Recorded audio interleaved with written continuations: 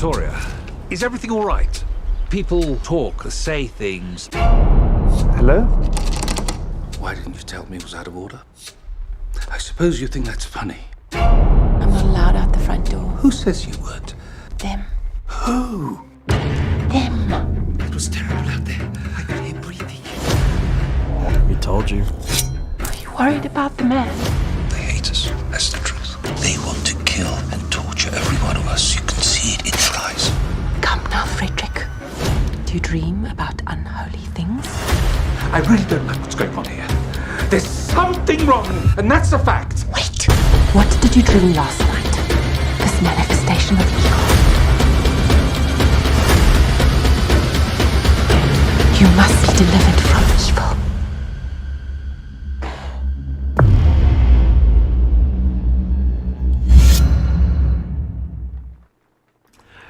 I believe you are quite aware the situation has changed since last we spoke. The truth is still the truth, and a bargain is still a bargain. And Mayor Cermak is now deceased. Yes. What does that have to do with our contract? I do not recall signing a contract with you, Mr. Eller. We had a verbal agreement. I'm sure my uncle here will attest to that. Nathan, please. You're being most rude. But Dawes reacted just as I knew he would. Lewis, as a family man, I quite understand your position. As for you, young Mr. Heller, you should not have spoken to the papers of this. It was a breach of confidence. Nothing was said of our arrangement being a confidential one. Besides which, I was in fact discreet. How so? I didn't tell the reporters why I was offered the job at the fair. Void our deal, sir, and I'm going to be put into an embarrassing light. I will have to inform the press of your involvement. This reeks of blackmail, young man. It reeks of business. Our arrangement is binding in my view, and if you feel differently, I'll be noisy about it. Nathan. I'm not a big wheel like you, General, but us little wheels can get good and goddamn squeaky when we don't get our grease. My secretary will have contracts ready for you to sign this afternoon at 4. Please return and sign them. Good afternoon, gentlemen. Observations with Robert Meyer Burnett.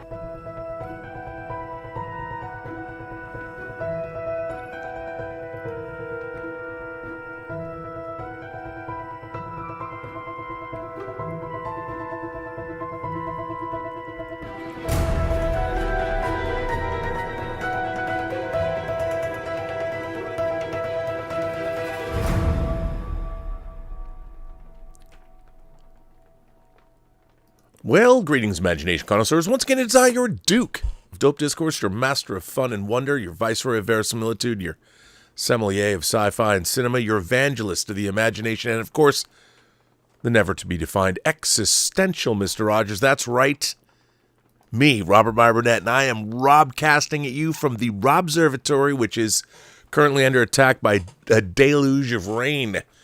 Yes, once again, this is Robservations, and I'm coming at you. To you, at you, for you, in you, you imagination connoisseurs, you members of the Post-Geek Singularity community. This is Robservations episode number 1026. You know, I've kind of been absent. I'm working on Kickstarter perks for everybody. The soundtrack album for True Noir of Alexander Bornstein's music is going to be a double disc set. It's fantastic, 35 tracks of great music that Alexander picked himself, and I think you're going to love it. One of the great things about True Noir, the audio drama that I was not anticipating when we started, I knew that when I approached creating this audio drama, I wanted it to be like cinema, just without the cinema part. So we would mix the entire thing like a movie, like a feature film, and the experience was going to be like a feature film, but we didn't shoot it. It was just an audio version of a movie. But in order to do that, we needed a full-on soundtrack. So I called Alexander Bornstein, who, by the way, you can currently hear his work on Andor. That's right, he created a lot of incidental music for Andor and worked underneath the composer for the show and made a lot of music for it. So congratulations to True Noir composer Alexander Bornstein for his work now being heard on Andor. But he outdid himself. I mean, that's why I hired him. Alexander Bornstein's one of the most talented people I know. And whenever I've called him to do something, he has delivered 200 times what I might have expected. And the soundtrack to True Noir it's amazing. And I'm so proud that it's part of our Kickstarter perks, and I'm proud that we're going to have that soundtrack. I'm also getting Jeff Bond, the great Jeff Bond, to write liner notes for the booklet that's going to be in the soundtrack. And a lot of people laugh and say, oh, well, physical media is over, so who has CDs anymore? But look, hey, it'll be the last hurrah of CDs, I guess. I still buy CDs occasionally, and it's going to be a great piece to have. And even if you don't have a CD player, but if you supported True Noir and you are getting the CD perk, it's going to be quite, for what it is, it's going to be great, and you're going to love it. I'm really proud of it, and that's what I've been working on, the CD and the Blu-ray and the script book and the other perks. So people have asked, what's going on with those? I'm in the middle of making them. I think you'll love them. Again, White Devils, which you saw a trailer for, from the team that brought you Tango Shalom. Gabriel Bologna directed that, director of Tango Shalom. And that is our film White Devils. It's a micro-budget, call it a generational horror film set in 1988 South Africa. And all rights are currently available. So if you need a finished film, you need something to go onto your platform, we've got it for you. Based on a famous South African playwright Raza de Wit's work, Diep Grond. I don't know if that was pronounced correctly, but hey, it's out there. And of course, True Noir, all 10 chapters are currently available at truenoir.co. No M on the end. .co, that is correct. So there you go. And that's all of my commercials for the show.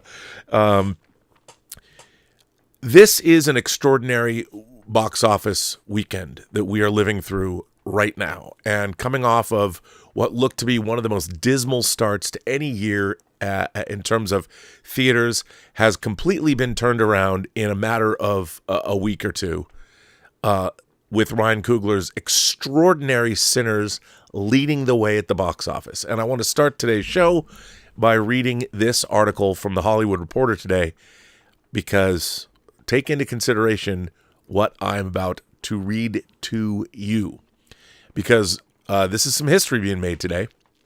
History is being made. Box office. Sinners, by the way, this comes to us from Pamela McClintock, 8:30 a.m. this morning from The Hollywood Reporter in their Heat Vision section. Sinners blowing past Accountant 2, Revenge of the Sith with massive $42 to $44 million second weekend. The weekend box office is on fire, with ticket sales up more than 100% over the same frame last year. The blaze is led by Warner Brothers' Sinners, directed by Ryan Coogler and starring Michael B. Jordan as Smoke and Stack. Heading into its sophomore outing, the film was expected to compete with the Ben Affleck star The Accountant 2 for the top spot with anywhere from 20 to 25 million. But the supernatural period vampire picture continues to defy all the odds and is now on course to easily stay number one domestically with a phenomenal 42 to 44 million after earning 13 million on Friday. Rival studios are betting on an even higher number. Either way, Sinners, which opened to 42 million a week ago, Sinners, which opened to 48 million a week ago, could enjoy one of the smallest drops in history for a movie playing outside of year-end holidays. Graced with virtually perfect audience scores and the best reviews of filmmaker Coogler's already acclaimed career, Sinners has transformed into the rare title that has become a runaway water cooler sensation. It is expected to finish Sunday with a 10-day cumulative hovering around 120 million in a major victory for Warner's movie chiefs Pamela Abdy and Michael DeLuca, who, by the way, 4 weeks ago seemed to be in a very tenuous position in terms of sticking with the studio. Amazon MGM Studios' new action thriller The Accountant 2 and Disney's 20th anniversary release of Lucasfilm's Star Wars Episode 3 Revenge of the Sith are also fueling the boom. Ditto for Warner Brothers, a Minecraft movie, which remains high up on the chart in its fourth weekend. Depending on who you ask, the order of those three movies varies and won't be determined until Sunday or even Monday. The Accountant 2 is hoping for a second-place finish with a promising $23 million to $25 million after scoring strong reviews and exit scores, including an A- cinema score. That would be a win as Amazon MGM ramps up its theatrical ambitions. It's now home of the James Bond franchise. The first Accountant, released by Warner Brothers, opened at $24.7 million in 2016 on its way to grossing $155.5 million globally and becoming the most rented digital film in 2017.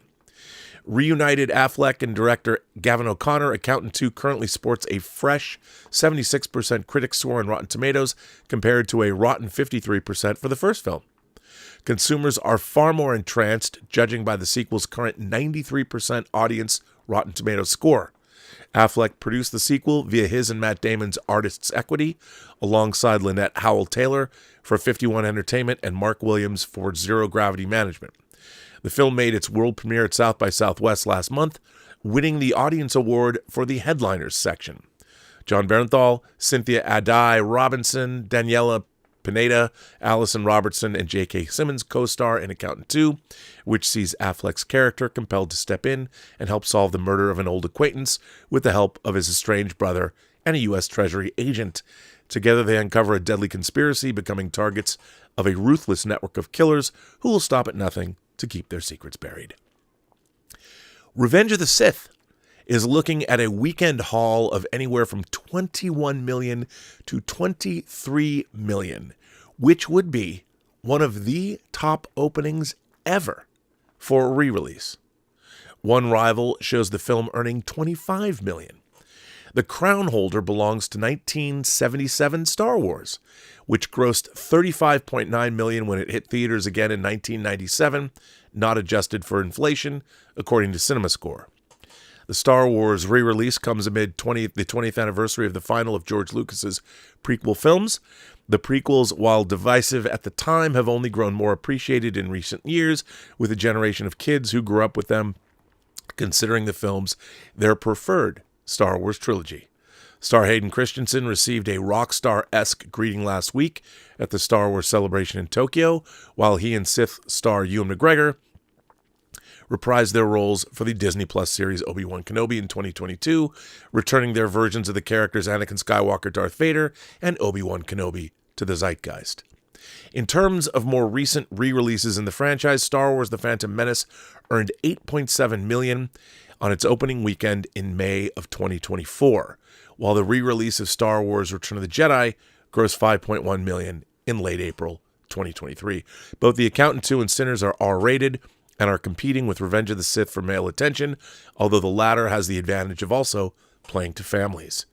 Screen Gems and Sony's new horror offering Until Dawn looks to round out the top 5 with a forgettable opening in the $7 to $8 million range. So, this is really extraordinary. Now, I have been talking a lot about Sinners lately, and what I've been saying about it is, as always, one of the things that I'm always looking for, whether I'm reading a book, whether I'm listening to an album, whether I'm watching a streaming show, or whether I'm seeing a film, what I want is authorship. I want a point of view. I want to know that whatever entertainment or media that I'm consuming for my own entertainment is something that is coming at me with a perspective and a position that is something that remains appealing to me, and I feel I'm getting something out of it, that somebody's telling me something I either don't know, haven't seen presented in such a way before, something that is enriching my experience of life in some way, shape, or form. I mean, my choice of entertainment is I love to read, I love to listen to music, I love movies, and I love to go out into the world and see what's happening. But when I'm watching a film, and the reason I fell in love with movies in the first place was I felt that movies gave me a glimpse of life, the life that I would have in front of me. When I was a kid, I was not attracted to material with other kids in it. Look, did my parents take me to see movies like Candle Shoe with the Disney live-action film Candle Shoe with Jodie Foster? Yes, and I did enjoy those movies. But I enjoyed Island at the Top of the World more, which was about adults going to find the whale's graveyard in a cool dirigible. I always was attracted. Star Trek, obviously. I started watching it when I was 5 years old, and what attracted me most to it were these were learned adults. Of course, I did like the space setting. I did like the colors. I did like the spaceships. I did like the aliens. But most especially, I liked Kirk, Spock, and McCoy and the friendship and relationships they had between themselves, between one another, and how they navigated the great galaxy that they were exploring. You know, I knew that I was never going to live in the 23rd century, but I wished that hopefully one day in my life I would know people like this, of this ilk. Really smart people that were really good at their jobs, that respected one another, that were friends. And my love of films began with that. I wanted to have a glimpse of the world that I was going to participate in. Now, I also wanted glimpses of the adult world I didn't want to participate in. Like I remember I've talked about it on this show, seeing Planet of the Apes for the first time was hugely influential. Charlton Heston's Taylor character was somebody I was fascinated by. However, I never wanted to go through what he went through. But again, I was learning about the adult world, negative aspects, but I think my understanding was positive. And that's why when I was a kid, when I was 12 years old and saw movies like All That Jazz, or later, a few months later, Richard Rush's The Stuntman for the first time, attracted me to the film industry after seeing things like how Star Wars was made. I was reading books, very adult-minded books. I mean, to me, my YA fiction was Stephen King. I mean, you know, I'm 10 years old reading Night Shift and all the stories in Night Shift, and I was reading the Foundation trilogy, and I was, you know, I went from the Seven Chinese Brothers and Frog and Toad Are Friends to Stephen King and Graham Masterton and James Herbert and Isaac Asimov. You know, I remember reading his Elijah Bailey novels, By Jupiter, and was it The Naked Sun? Was it The Naked Sun? The Caves of Steel? I don't know, man. You know, Elijah Bailey and I, Robot and all that. I loved all that shit when I was a kid, and that's what I was interested in. Twilight Zone. I mean, in a way, to me, Twilight Zone was kind of my Bible in the sense that they were always stories sort of about morality and things like that. And again, it was all began when I was like 5 years old, you know, early 70s, moving out into the world. And that's what I've always looked for in movies. I've loved escapism. I love horror films. I love science fiction movies. But, you know, give me a movie like Amadeus. Give me a movie like All That Jazz. Give me my Godfather. Give me my All About Eve. Give me my Sunset Boulevard. You know, give me my Seconds. Give me my Manchurian Candidate. I mean, all of these films. Give me Seven Samurai. Give me Amelie. I mean, to me, Amelie is a movie that encompasses my worldview, but is also incredibly entertaining, delightful, and romantic all at once. And it's in French. And it'll never be in 4K, sadly. But that's okay. But that's kind of, for me, all of these things, all great art, really, whether you're going to a museum or you're listening to a symphony, all great art is a reflection, I think, on the human experience. And look, when I went and saw, say, Terminator in 1984, you know, definitely attracted by the subject matter. It was called The Terminator. Who doesn't want to see that?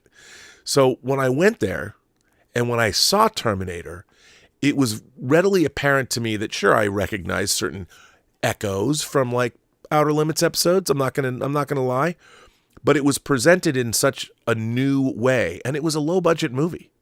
I mean, you could say it was a medium budget movie for the time of $6 million, but I would consider that low budget. Anything sort of under, in my mind back in the day, the spectrum was like anything under 10 million. I mean, sure, you could watch Don Coscarelli's Phantasm or even Dawn of the Dead, two of my very favorite movies from the late 70s, made for $1 million, less than $1 million. I love Phantasm. Love Dawn of the Dead. Still to this day, two of my favorite horror films of all time. What Don Coscarelli did over the course of years when he had time to shoot was marvelous. You look at Phantasm, and do I expect Phantasm to look like, say, $100 million, horror film like what, a World War Z? No. But if you look at Phantasm, it's a beautiful film that I watch to this day, and I love it, even though it seems like a really bloody kids movie today to me. But I still love Phantasm. I still love Dawn of the Dead. I got something from those movies, and I continue to get something from those movies, almost 50 years on. And even today, who would have thought that this weekend you can go see Sinners, which is Ryan Coogler making a very expensive studio movie, not hugely tentpole expensive, but it's a $100 million movie. But it's an auteurist vision. It's one man's vision. He wrote and directed it. I mean, his heady concoction that combines racial politics, it combines the talking about immigration, it talks about Delta blues, it talks about vampires as another group who really, if you look at them, kind of want peace on earth and goodwill to men. I mean, the thing about Sinners, and I was talking about this in an earlier, and I'm going to talk about it a little bit more later, is Sinners brings you that auteurist vision. There's a lot of people who just, it's a horror film, and it has echoes of From Dusk Till Dawn, so that's all they see. Well, it's not my favorite vampire movie. Would you call Sinners a vampire movie? I would say the musical component in Sinners overshadows even the vampire. I see the vampire element of Sinners as an extension of what it's saying about race, what it's saying about immigration, what it's saying about various kinds of people vying for a spot in culture in 1932 in Mississippi and in America. The thing is, there's so much going on in Sinners all at once that when you are watching it and you become immersed in it, it's taking you on a journey that isn't necessarily easily defined right away. And that's why it has captured, I think, the imaginations of people. Not only does it have, if you're part of the Black community, I can't imagine what it's like to see that film, because it's not just Black people, it's Black culture, Black music, Black history, writ large on an IMAX screen in a way that we've never seen before. Now, for me, as a white guy, I go to see Sinners and I get a glimpse of something, an authentic look at, it is, of course, a stylized look at a history I didn't necessarily know anything about. And by the way, after seeing Sinners, I went down a little bit of a rabbit hole wondering about the status of Chinese immigrants in the Mississippi Delta in the 30s. And that led to, I spent a couple hours reading articles about the Chinese immigrant experience in Mississippi in the 30s, which I knew nothing about. I'd never heard anything about it in my entire life until I saw Sinners. And Sinners made me want to go do further research. And it was fascinating, learning how, unlike the Jim Crow laws in the South of the time, there were also laws that in the 1800s to prevent the Chinese immigration from, all Chinese immigrants were not truly free either.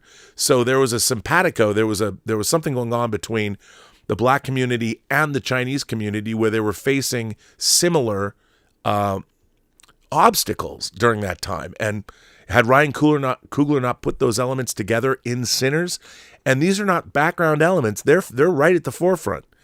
And I have to say that my own audio drama, True Noir, was set in 1932 and 1933, and Al Capone is a character, and Smoke and Stack worked for Al Capone, left, wanted their own thing, and which is not unlike my own character in True Noir. So my head was stuck in the 30s.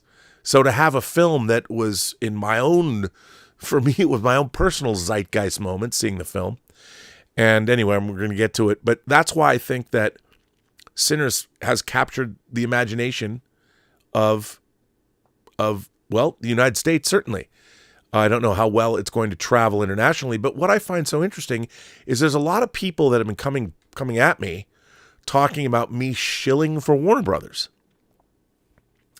I mean, I love the studios. I grew up watching studio movies. I've been disappointed that studios have turned because of the constraints of what Wall Street expects, that studios have stopped making movies like Sinners. And for Warner Brothers to come out with Sinners look, Mike DeLuca and Pam Abdy made a conscious choice to go out and look for auteurist filmmakers to make original visions. That's what they committed to at the studio. And they certainly, look, they were getting battered. It wasn't, a lot of what was going on at Warner Brothers wasn't good. And there was a lot of people wondering if DeLuca and Pam Abdy would survive. And I would say that Mike DeLuca is the kind of guy, he's worked within the studio system. He started out as an intern at New Line in the late 80s.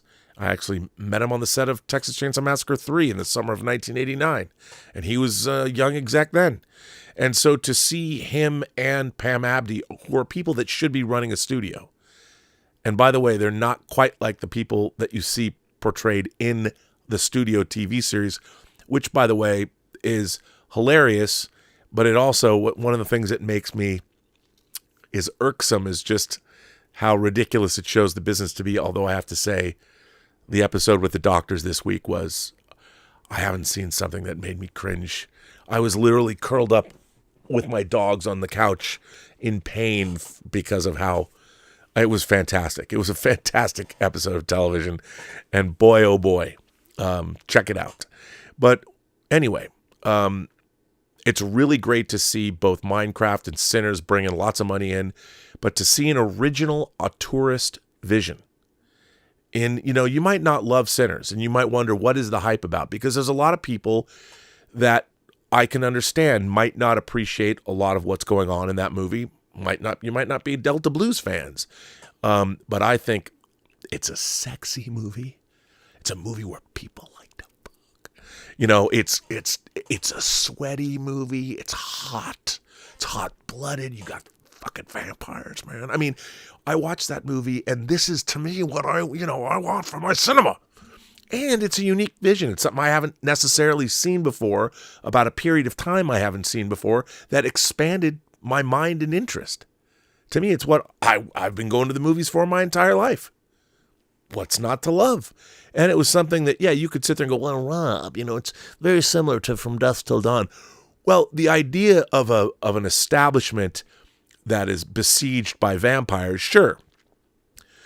But you could also say, well, Sinners was like The Color Purple, because there's juke joints in both of them. And, there's spirituality happening in the juke joint. It's about people setting up business. I mean, I don't know. I mean, I'd like to think that I love The Color Purple and I love Sinners. And so now I would say that Hollywood has a new genre, the juke joint genre. And you've got Color Purple and Sinners are two examples of the juke joint genre that we now have. And let's see more of them. I don't know what those would look like, but hey, let's see more of them. And it certainly makes me want to go to one, right in the deepest part of the Mississippi Delta, where even the trees are dripping with sweat. Loved it. Anyway, now something else happened this morning. As everybody knows, June 20th of this year is the 50th anniversary of Jaws. I know. 50 years of Jaws. Now, there's a lot of things happening in Martha's Vineyard, a lot of events, a lot of people are planning for the Jaws 50. And of course, I think most people love Jaws. And this morning when I woke up, one of my favorite, I guess you could call him film pundit, film historian, favorite people in terms of that space, is a man named Tim Lucas. Tim Lucas published Video Watchdog magazine, which, he covered every month. They covered everything that was being released on home video. They had just exhaustive retrospectives on low budget stuff, high budget stuff, obscure stuff. I mean, it was a great overview of cinema like you have never had before. and it ran for a very, very long time. And Tim Lucas and his wife published it, and his wife passed away recently. Rest in peace to her. The two of them together were a formidable force, and Tim himself is still a formidable force. He wrote one of the most definitive film books I own, All the Colors of the Dark, which is all about Mario Bava, and it was a labor of love. That book is right over there. It's gigantic. You could literally kill somebody with it if you smacked them in the face, and I love that book. And by the way, good luck on trying to find a copy of it, because the ones that are out there are very expensive now, but it was his life's work. Anyway, he's done a lot of great, for instance, I just listened to his audio commentary on the Arrow release of Inglourious Bastards, which I highly recommend. It's a great listen. So was that a month ago or something, 2 months ago? So you go, Tim Lucas. So I woke up this morning, we're Facebook friends, and Tim Lucas wrote this article, a little piece about Jaws that kind of annoyed me. And I have to say, I was kind of annoyed. I'd like to read it to you because I think it's worth sharing. So here's what Tim Lucas, again, who I'm a huge fan of, wrote. And he posted this 8 hours ago. Sentimentalist that I am, I timed my 50th anniversary revisit of Jaws to coincide with my original first viewing. So we saw it before, I guess, it came out. Time is bittersweet, and I must admit, with a kindly shrug, that watching it again in the now on a 4K disc is not the same as in memory. This is a movie that works best the first time around, and with a large and receptive audience. The scenics can't engulf and permeate a living room as they could on a large curving screen. I still found it enjoyable, but it's more obvious to me now that even then, Spielberg was trying too hard to direct his audience as well as his story. Shaw and particularly Dreyfuss do almost all of the dramatic and comic heavy lifting. But the character of Quint now seems to be much more like a performance and no longer as ominous or world-weary as in younger viewings. It seems to me that at least half of Quint had to have been on the page, whereas Dreyfuss brings twice his weight in juice to Matt Hooper. No more than a two-dimensional character is scripted. There is a Robert Altman influence at large, with lots of people talking at, around, and over each other at the same time, and it's really not as beautifully photographed as it looked to me in 1975. Murray Hamilton, too, is much too fine a villain to simply disappear from the story as he does. Seeing him again made me regret that he never had a chance to play Wally Wood in a biopic. It's long been said or rumored that Spielberg felt his career was over when this picture was completed, and that it was heroically saved in the editing by Verna Fields. I suspect there is some truth in that, and John Williams' score is much more varied and sensitive to the action than half a century of monotonous imitations suggest. Now, he wrote that, and I gotta say, I was kind of bummed reading that. Because as somebody, admittedly, I've had a long career in Hollywood, mostly on the fringes, but I have been lucky to have directed and produced and write and documentaryized a lot of movies, different kinds of things. I've worked within the industry since 1989, and one of the things that I have learned, and I think anybody learns, is that movies, of course, the old adage, they're written 3 times. They're written on the page, they're written while they're being shot, and they're finally finalized, they're rewritten in the edit bay. And one of the things about a lot of our movies that we love so much, whether it's Star Wars and Jaws are to me great examples of we look at these films as if they were always wonderful.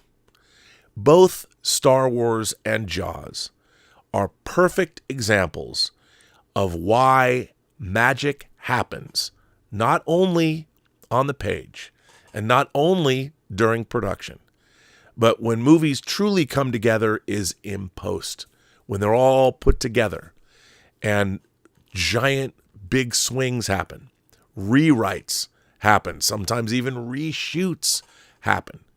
And we look at Star Wars and we look at Jaws, and they're looked upon 1975 and 1977 respectively, some of the great moments in cinema history. Both of those movies were very close to not even being finished, or certainly not being finished well. They are examples. Now, people say that Star Wars was saved in the edit. I don't believe that. I believe that what happened with Richard Chew and with Paul Hirsch and with Marshall Lucas and the edit bay on Star Wars was exactly what was supposed to happen. You fix or finish a movie in post. You also fix it there as well. And with movies as complex or as challenging as both Star Wars and Jaws were, and the fact that people were doing things that really hadn't been done before, such as filming on the water as much as Jaws did, or creating special effects using techniques that they made up, and going to Tunisia and going to England to shoot these things, it's a miracle that these films were finished at all. But it's also a testament to how talented certain people are in the motion picture business. Now, I would argue that I would be hard-pressed to think of anybody who could take a movie like Jaws and Star Wars and make it the way it has. But if the same situations existed now that existed back then, I don't know if those movies would even be remembered today. I really don't. But maybe they would. Who's to say? But the fact is, when Tim Lucas writes this and looks back, oh, Jaws isn't as good as I remember. Well, it's 50 years old. It's a half century. Literally, if you think about when sound came into movies, what is it, 1927? When was The Jazz Singer? The late 20s? We're less than 100 years away from the dawn of sound in movies.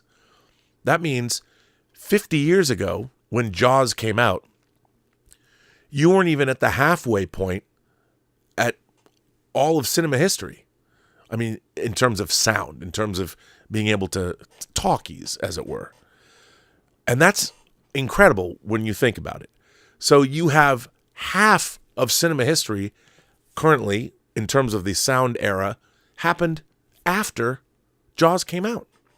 So to look back and to see all the changes, I mean, how editorial style was irrevocably altered after the MTV era, and people realized you could cut things much faster, that people could still perceive them. That was a huge change. I'd love somebody to, maybe Cinema 6 or something will do a maybe they've already done that, or Studio Binder will do a video about how editorial or completely changed post music video. I remember people thinking about Tony Scott's When the Hunger opened. People didn't understand what was going on in terms of editorial. And I would say Tony Scott was, to me, people talk about Top Gun, or they talk about Flashdance was another film from '83. The music video, the dawn of the music video era, and how it fed into how Hollywood movies are made. The look of the British invasion of commercial directors, the Alan Parkers, the Adrian Lynes, of course, Ridley and Tony Scotts of it all, that came in and changed the look of movies in the early 80s, with high contrast, single light, big lights. And I mean, you look at like Foxes with Jodie Foster. That movie's dope. I love that movie, but look at the way it's shot. Fame, Alan Parker's Fame, one of my favorite movies. Look at how that movie was shot. Of course, you've got Blade Runner, or Ridley Scott's movie made before Alien, The Duelists. And then, of course, Tony Scott's debut, The Hunger. I'm getting away from myself, but look at how that film is shot and edited. Literally opening with Bauhaus singing, The Stairway to Heaven of Goth, Bela Lugosi's Dead. Anyway, I'm moving away from myself, but I'm just thinking about, in terms of cinema history, what has changed. I'd like to read an article about Jaws. And I after I read Tim Lucas's missive today, I was thinking about the fact that Jaws was a movie that was horribly troubled during its production. How Spielberg had to figure out a way when his shark didn't work, not just to not show the shark, but using things like the barrels to suggest the shark, and to not show the shark, but let you know, and how all of these decisions that were being made on the fly I'll get into it in the article I'm going to read just now, but change things for the better. That Jaws was not the movie that Steven Spielberg probably set out to make, but Jaws was the result of when he started making the movie, was the movie he was able to finish. And a lot of the time, the movies that we think are amazing, I would say Apocalypse Now is another one of those films, and all three of these movies are some of my favorites. But let me read this article that I found on the history of Jaws, if you will let me share it with you, because I think it's interesting to read. And this is Richard Schickel wrote this, and he wrote this article. It was published Friday, October 4th, 2024 in The Times. 50 years after his breakthrough smash, the legendary director tells how he was left traumatized by the pressure of a disaster-ridden shoot. The Hollywood epic Jaws began life as a not particularly promising project by the journeyman writer Peter Benchley, grandson of the delicious humorist and actor Robert Benchley. It is said that he sold it to his publisher on the basis of a one-page outline for $1,000. It is most basically a knockoff of the Ibsen play An Enemy of the People, in which a resort town tries to cover up the fact that its spa, the center of its tourist business, is polluted. The play recounts the efforts of a single just man to uncover this inconvenient truth.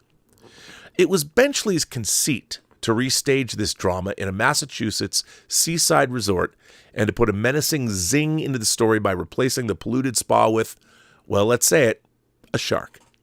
And not just any shark.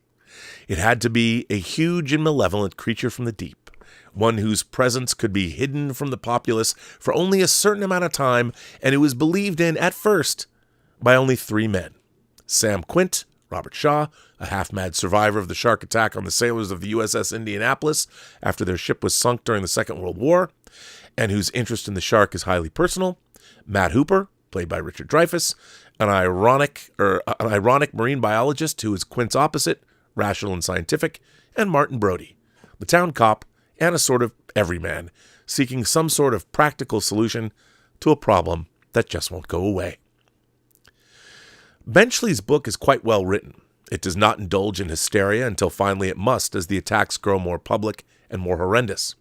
Legend has it that Steven Spielberg plucked a copy of an early script off a pile in the producers Dick Zanuck and David Brown's office, read it over a weekend, and returned the following Monday, hopped up to make the movie. He was not unaware that the story bore a certain resemblance to his first feature film, Duel, with the shark standing in for the unseen truck driver. Indeed, by this time, he'd acquired a Duel poster from the Polish release of the film that had the truck with a huge mouth like a shark, so it looked like it was about to scoop up the car. So it wasn't just me who noticed that. Alas for Spielberg, another director, Dick Richards, doesn't even sound like a real guy.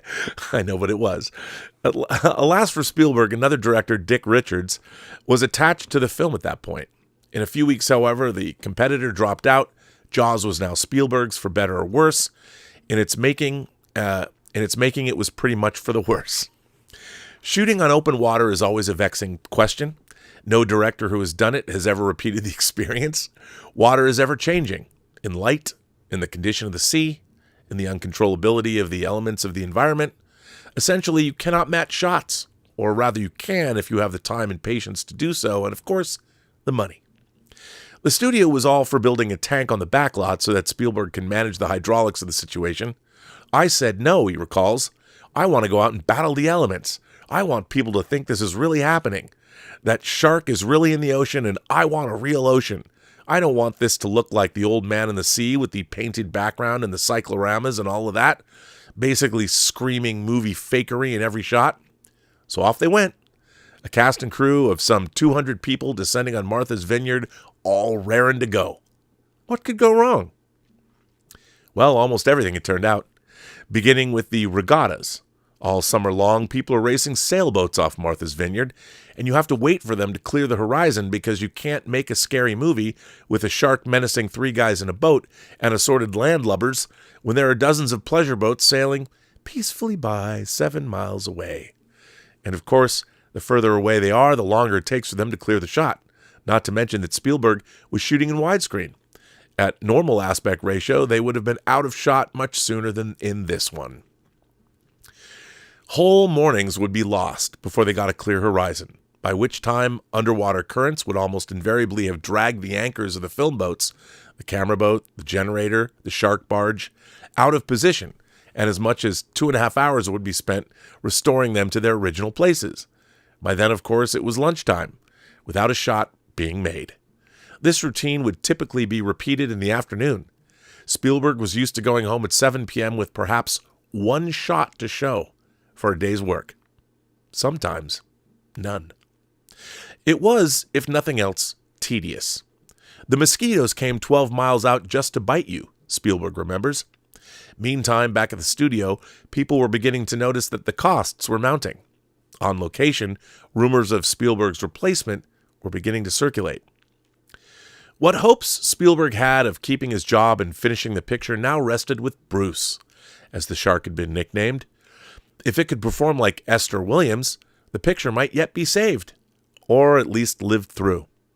On the 38th day of shooting, it was a Sunday, Bruce was ready for its first camera test. And with Zanuck and Brown in the boat with Spielberg, they cranked up the shark. It was supposed to breach the water, which it did. And there you go. There's a shark. Look at that. It came right out perfectly. And then the head kind of went down like a submarine. And then the tail sort of fell over the other way. There was an explosion of bubbles and another. And then it was eerily quiet. We were actually witnessing the shark sinking to the bottom of the ocean, Spielberg says. The producers optimistically guessed the shark would be repaired by the next morning. The word came back that it would not be ready for its close-up for another 3 to 4 weeks. Now, if you know anything about movie production, this is a nightmare beyond all nightmares. Because remember how I've talked long and hard on this show about how every second on a film set can be calculated? Every second. Because you know what your daily budget is. You can back into those numbers and figure out every second might cost $20. Imagine if you were living your life and your life cost $20 a second for 12 hours of every day. There's a certain particular hell there that Zanuck and Brown knew, and so did Universal, and so did Spielberg. It was time for Plan B, but Spielberg didn't offhand have a Plan B. By Monday he had one, which was basically suggesting the shark without showing the shark. Not in full, anyway. It was a matter of a fin here, a tail there, a snout somewhere else, combined in the finished picture with John Williams' brilliant shark theme. The audience doesn't get a full view of the thing until Scheider is chumming it up, and it appears in its full, monstrous glory. You wouldn't have had that shock if the shark had been used too often and too clearly before that. All well and good in the final analysis, but the final analysis was a long way off in the summer of 1974. What Spielberg was doing was subtle, and to a large degree dependent on the aforementioned music and on Verna Field's brilliant editing. Verna Fields had a nickname, Mother Cutter, and she got that for a very good reason. He had supporters. Spielberg had his supporters, of course. Zanuck and Brown had threatened to quit the picture if he was fired, and the CEO of Universal Studios, Sid Sheinberg, made, as it were, a fish or cut bait visit to the location. Let me just tell you, for anybody who wants to make a movie and you get to make a movie for a studio, if the president of the studio has to come out and visit you on set, this is the apocalyptic event you never want to happen. It's the Four Horsemen and Old Scratch coming all at once at you. So it's usually, it's the doom and gloom. So Sid Sheinberg, the CEO of Universal Studios, sat down with Spielberg. He sat Spielberg down on the steps of the hotel where the crew was staying and said, "Look, this is a disaster. I don't know what to do, except we could pull the plug right now, we could take our losses. We could all go back to Los Angeles and never, ever make a movie called Jaws again. Maybe we could put the shark on the tour on the back lot and make a few bucks. But he said, this is Sid Sheinberg saying this to Spielberg, I'm going to let you make the call. You can fold up shop right now and nobody will replace you. You won't be fired. I will simply cancel the entire production because this may be impossible. This may be the one film that's impossible to make. Or you can go ahead and stick with it, and I'll back you 100%. Spielberg, without hesitation, said he would stick with it. I think his filmmaker's instincts was telling him that he had finally found the right path. It was not just a matter of keeping the monster confined to the shadows. It was also, as important, keeping its appearances brief when it finally did show up. I think the shark not working when we needed it probably added $175 million to the box office, because what's scary about the movie is the unseen, not what we will see. And now I'd like to point out, this was what happened while they were shooting. This was what came out of, well, what could have been a disastrous end of a production. But because they had to deal and pivot and change and evolve, this disaster was the best thing that happened to Jaws. And Sid Sheinberg, in his wisdom, said to Spielberg, it's up to you, buddy. And Spielberg, because he was smart and he knew what he could do, he changed his approach, and a cinematic classic was born. But it could very easily have gone the other way. The company finally left Martha's Vineyard in the early autumn of 1974 with work still to be done. Verna Fields still had her editing magic to apply. She would, says Spielberg, surgically cut a frame off the head of the shark and cut a frame off the tail of the shark, and those two frames made the difference between the shark looking like a 26-foot-long predator or looking like a 26-foot-long turd. But at last, more than 100 days over schedule and radically over budget, Jaws was finished. It's a pretty good story, a pretty perfect structure, Spielberg says now, and that visceral appeal is what the press responded to when the picture began screening in the early summer of 1975. If the shark is a perfect eating machine, Jaws was about to turn into a perfect money-making machine. It was helped in that regard by what was, in those days, an unusual marketing method. It was not uncommon for a picture to go out with 50 prints for the whole of the United States. Jaws was different. More than 400 prints were struck. It was everywhere on its first weekend. This is now common practice. Most big movies today go out in the U.S. with 2,000 or more prints on their opening weekend. Their fates essentially sealed by the end of Sunday night, actually by the end of Friday. Which was true of Jaws. It was a mighty hit. It soon became clear that it was about to become the biggest grossing movie, $260 million in U.S. revenues alone. That record would soon be surpassed. Just 2 years later, his friend George Lucas's Star Wars would be the first of many movies to do so. Yet, Spielberg still stands in somewhat ambivalent relationship to the film. He says, I credit Jaws with everything. I'm completely grateful that the audience embraced the movie and that the movie became such a phenomenon, which basically gave me what I dreamt about, being a movie director and having the final cut. You know, being able to tie my own noose. It gave me freedom, and I never lost my freedom. And yet, in some sense, it scarred him. Mildly to be sure, but memorably. The experience of making Jaws was horrendous for me. Up to then, his experiences as a young director had been pretty standard. Mild triumphs, mild setbacks, but basically a steady growth to mastery. This time, though, it was different. The scale of difficulty, the unanticipated problems, the sense that all eyes were watching, was close to overwhelming. Many directors, perhaps most, he would never again go into production on a film without having all of his bases covered. Many years later, in 1998, when the American Film Institute issued its first list of the 100 greatest American films, Spielberg found himself with 5 pictures among the chosen few. He called the Institute to ask if possibly Jaws could be dropped from their number. He doesn't make much of that request. He just thought there were other, worthier movies that deserved recognition, and that he had more than enough of that without Jaws being listed. The request was denied, and Spielberg makes light of it. He contents himself with Riley saying, "You probably noticed I haven't done very many water pictures since Jaws." And that is a book called Spielberg, A Retrospective by Richard Schickel, and it came out October 17th of last year. So you can get that, and that was, of course, that article comes to us from the Times in London.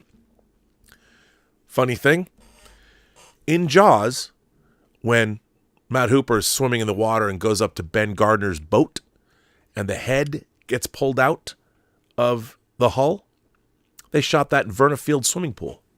That wasn't a part of the original shoot. One of the most shocking moments in 1970s film, probably just after The Exorcist, was something that they didn't post. It was a last-minute shoot. So the funny thing is, these legendary movies, and I'd throw The Godfather into that as well. Coppola had 2, Godfather and Apocalypse Now. He was constantly being threatened with being fired. No one liked his choice for Michael. So all of these movies that we revere and love, not all, but these films, especially in the 70s, because you had young directors who later became mavericks themselves, fighting with a studio who didn't really know what they wanted. You know, everybody had different ideas. These men at the center of these maelstroms persevered, and they were able to create cinematic masterpieces. But we want to believe, especially in the case of Star Wars, that George Lucas was this incredible visionary. Well, as we know now, if you read the history of how Star Wars was made, he did have a vision. But Star Wars, as with Jaws, as with The Godfather, are products of, yes, one man leading the charge, but many other people bringing their tremendous talents to bear on making movies tremendously great. And it's not just, I mean, in the case of Star Wars, which became almost a religious phenomenon amongst fans, I know because I'm one of them, you know, we revere George Lucas, but I would posit that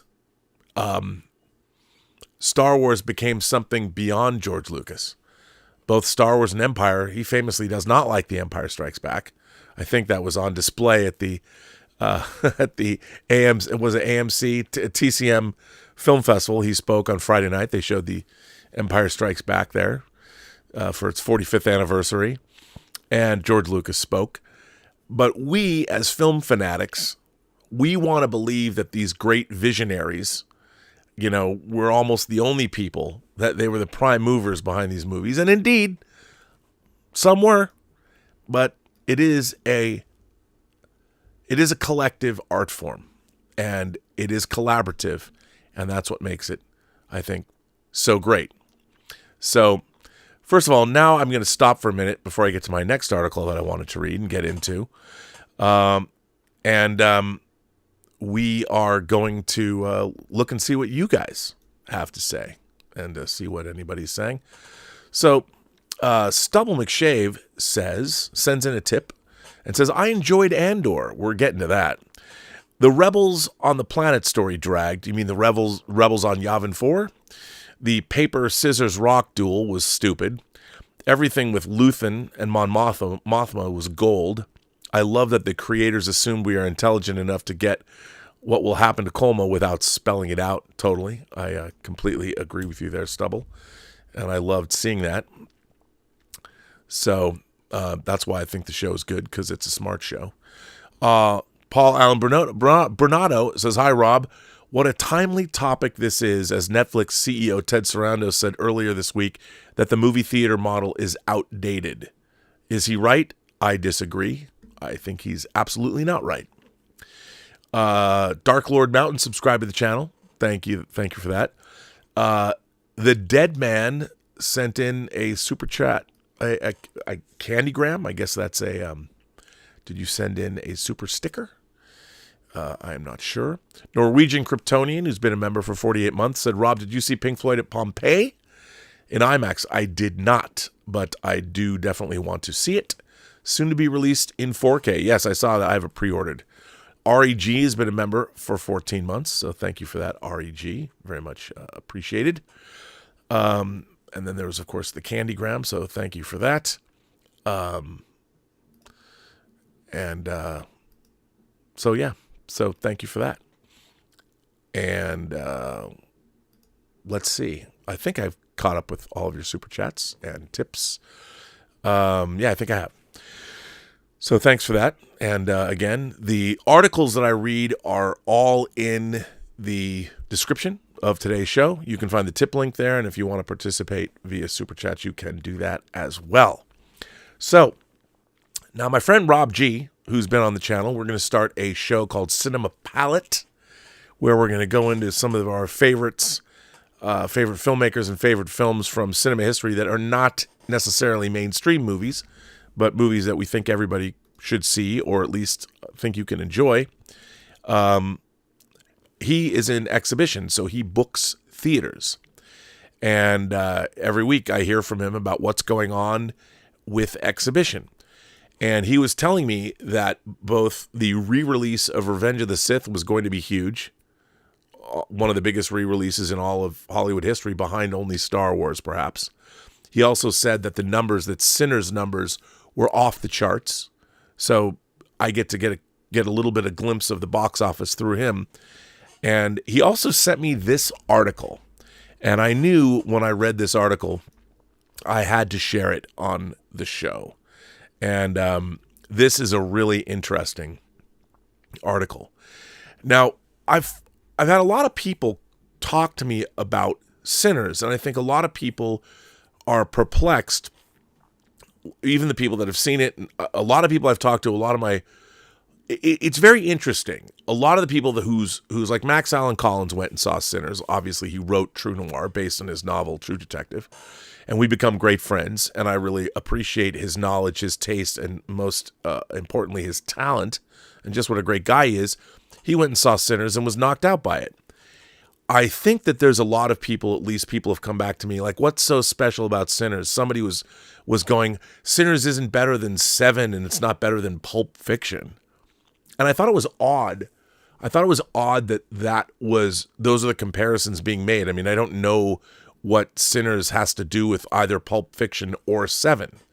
But I think what's really interesting is the people, there is a level of, look, you can watch movies on a number of different levels.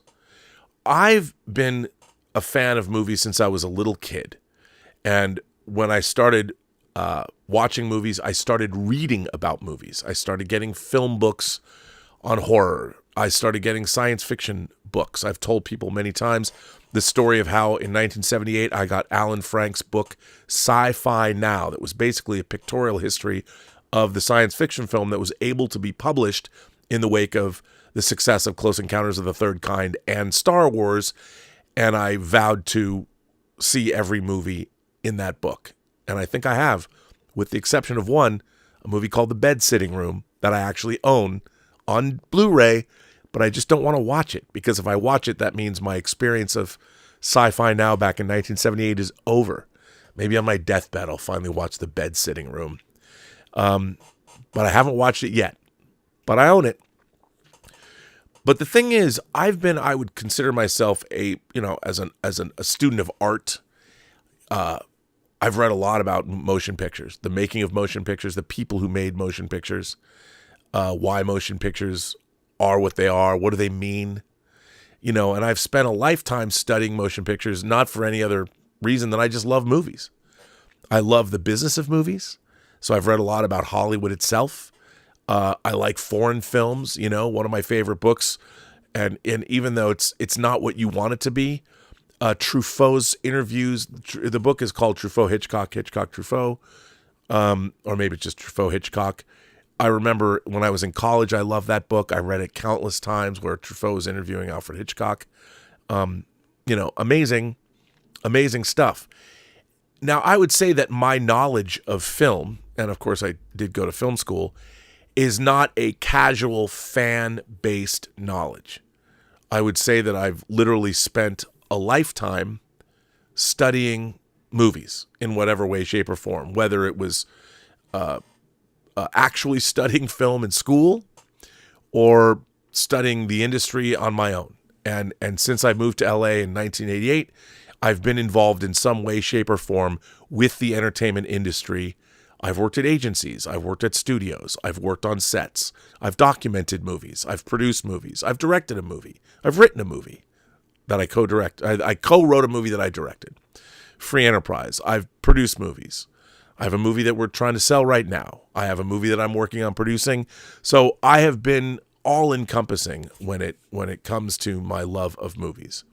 Not everyone's like that, nor do I expect everybody to be like that. So what's been interesting is I look at a movie like Sinners, and why I find it interesting. One, I think it's a great film. I think it's a great movie on its own. Like when I watch Sinners, I'm not thinking to myself, I'm not comparing or contrasting Sinners to anything else. I'm going into a theater.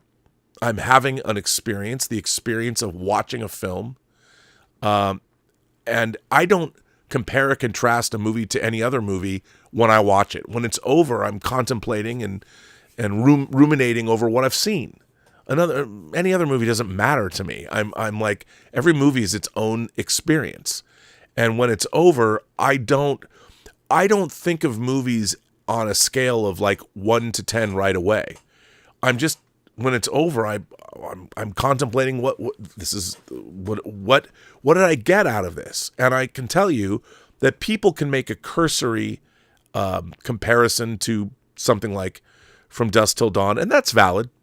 But there's so much more going on in Sinners. I was engaged with it from the very beginning, with the milieu. I love music, I love jazz, I love blues, and seeing where he was going. Now, I think that for me personally, I'm bringing in a lot of stuff into the movies that I watch. I think probably more than most people. I'm not saying I'm better than anybody, but just as a student of cinema, there's a lot of things that are going through my head when I watch a film that maybe a lot of other people aren't paying much attention to. Because why would they? They're just watching a movie to be entertained, which I am doing as well. But so I get that, especially in this day and age, in our world today, movies as an art form do not exist in the place that they used to be when I was growing up. In that, foreign films, for instance, you start talking about Godard and Truffaut and what they were doing to the form. Most people that I'm dealing with, especially in our movie pundit space, they've never watched these films. I'm not saying no one's watched them, but most people haven't. You start talking about the 400 Blows. Maybe people have heard of that, but have they actually watched these films? Probably not, especially if people became movie fans in, say, the last 30 years. And with our streaming services being what they are, it's not like people are going to stumble across these movies on a streaming service. Sure, some places have those movies, but they're not going to be your first choice. They're not even going to be your 20th choice. So we just live in a different world. And I don't sit there and go, well, you haven't seen this. Like I look at people writing on Letterboxd, I'm like, Jesus Christ, are you kidding me? Now I understand people are carving out. I read Letterboxd and I'm reminded of the drama clubbers. When I was in high school, there was the drama club people, and they always seemed very high and mighty to me. And we're in the drama clubbers. We know something you don't know because we're studying Ibsen, even though they weren't studying Ibsen. But whatever. There's a lot of that. And I think that there's a lot of people that talk about these movies. And that's great. They should delve into cinema history. But for the most part, movies now are looked at and felt differently than they were when I was a kid first starting my journey to watching movies. Now, it's interesting because we do have reaction channels on YouTube, which that's a new phenomenon. We didn't have those 30 years ago. And I really do enjoy watching people discovering old movies and responding to them. Because I think for the most part, movies speak for themselves. You know, the great movies or even the exploitation films that get recognized, I don't feel the need to go out and defend Paul Verhoeven's RoboCop. I mean, I love when people go, it was mid. Because nowadays there's this thought that when I'm watching a movie, it's got to change everybody's life. A movie is either it sucks or it's awesome. And I'm like, I've never thought of movies in that way. You know, I can watch a mid-level Hitchcock movie and enjoy it. It is Rope, you know, as good a movie as, say, Marnie? Or are those as good of movies as The Birds or Psycho or North by Northwest or To Catch a Thief? I mean, Rear Window, a movie I came to fairly late in my watching of Hitchcock, is my favorite Hitchcock movie. A lot of people, it's certainly not that. That's not their favorite Hitchcock. So mine, it's my favorite Hitchcock movie. Mainly because of Grace Kelly. No, but their relationship and everything that happens. But that's the thing. You know, movies, again, are a product of the time in which they are made and the culture in which they arrive in. And the thing is, a lot of people, I think nowadays, they hear something's a classic and they're like, really? It's a classic? Well, let me sit down and tell you if it's a classic or not. There's this, and I get it, man. You know, I get it. There's very few movies, I think, that are being made today that are considered to be classics. I would say that Sinners, there is something, see, rather than say, I think it's mid or I didn't like Sinners, I would look at it, I've seen it multiple times. But I would look at it and ask yourself, the question that Sinners has, I think, that at first and foremost, is it is clearly connecting to an audience. It's clearly doing well at the box office. Why? What is it about Sinners that has made it a water cooler movie? What is it about Sinners that has certainly captured people's imagination? Is it a racial thing? Is it a horror thing? Is it a Ryan Coogler thing? Is it a Michael B. Jordan thing? What is it? I would say it's all these things, but it's clearly connecting to people. And I think the reason it's connecting to people is why movies have always connected to people. They're giving people, audiences who go to the theater right now, an experience that they haven't had before. And for whatever reason, again, you can compare and contrast. There's lots of movies about cops. There's certainly lots of Westerns. But you know, when I saw Unforgiven, it was a different kind of a Western than I'd ever seen before. And I had a different experience watching, say, Unforgiven than I had with watching The Outlaw Josie Wales, which was a different experience than I had with Good, the Bad, and the Ugly, even though they starred the same dude. You know, and that's what you have to ask yourself. And in this day and age, in our world today, I think everybody is quick to have that judgment.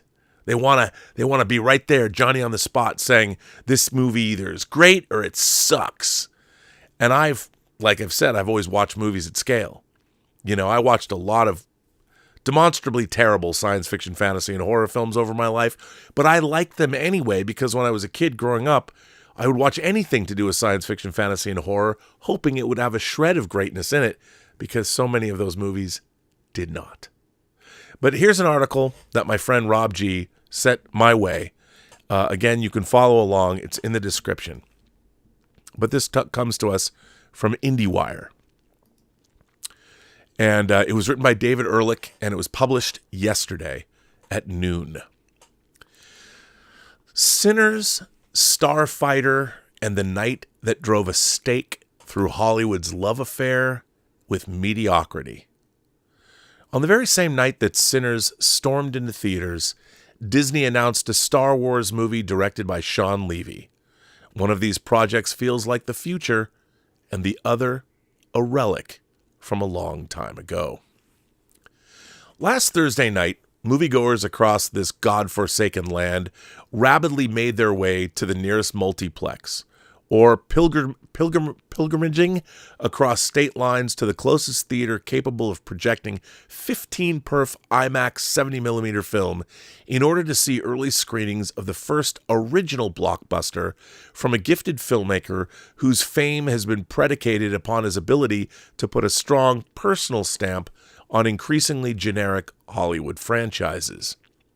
At that very same time, halfway around the world, Lucasfilm President Kathleen Kennedy and Chief Creative Officer Dave Filoni took the stage at Star Wars Celebration 2025 in Chiba, Japan, to announce that the next chapter of cinema's most iconic saga would be directed by a filmmaker whose fame has been predicated upon his ability to be friends with Ryan Reynolds.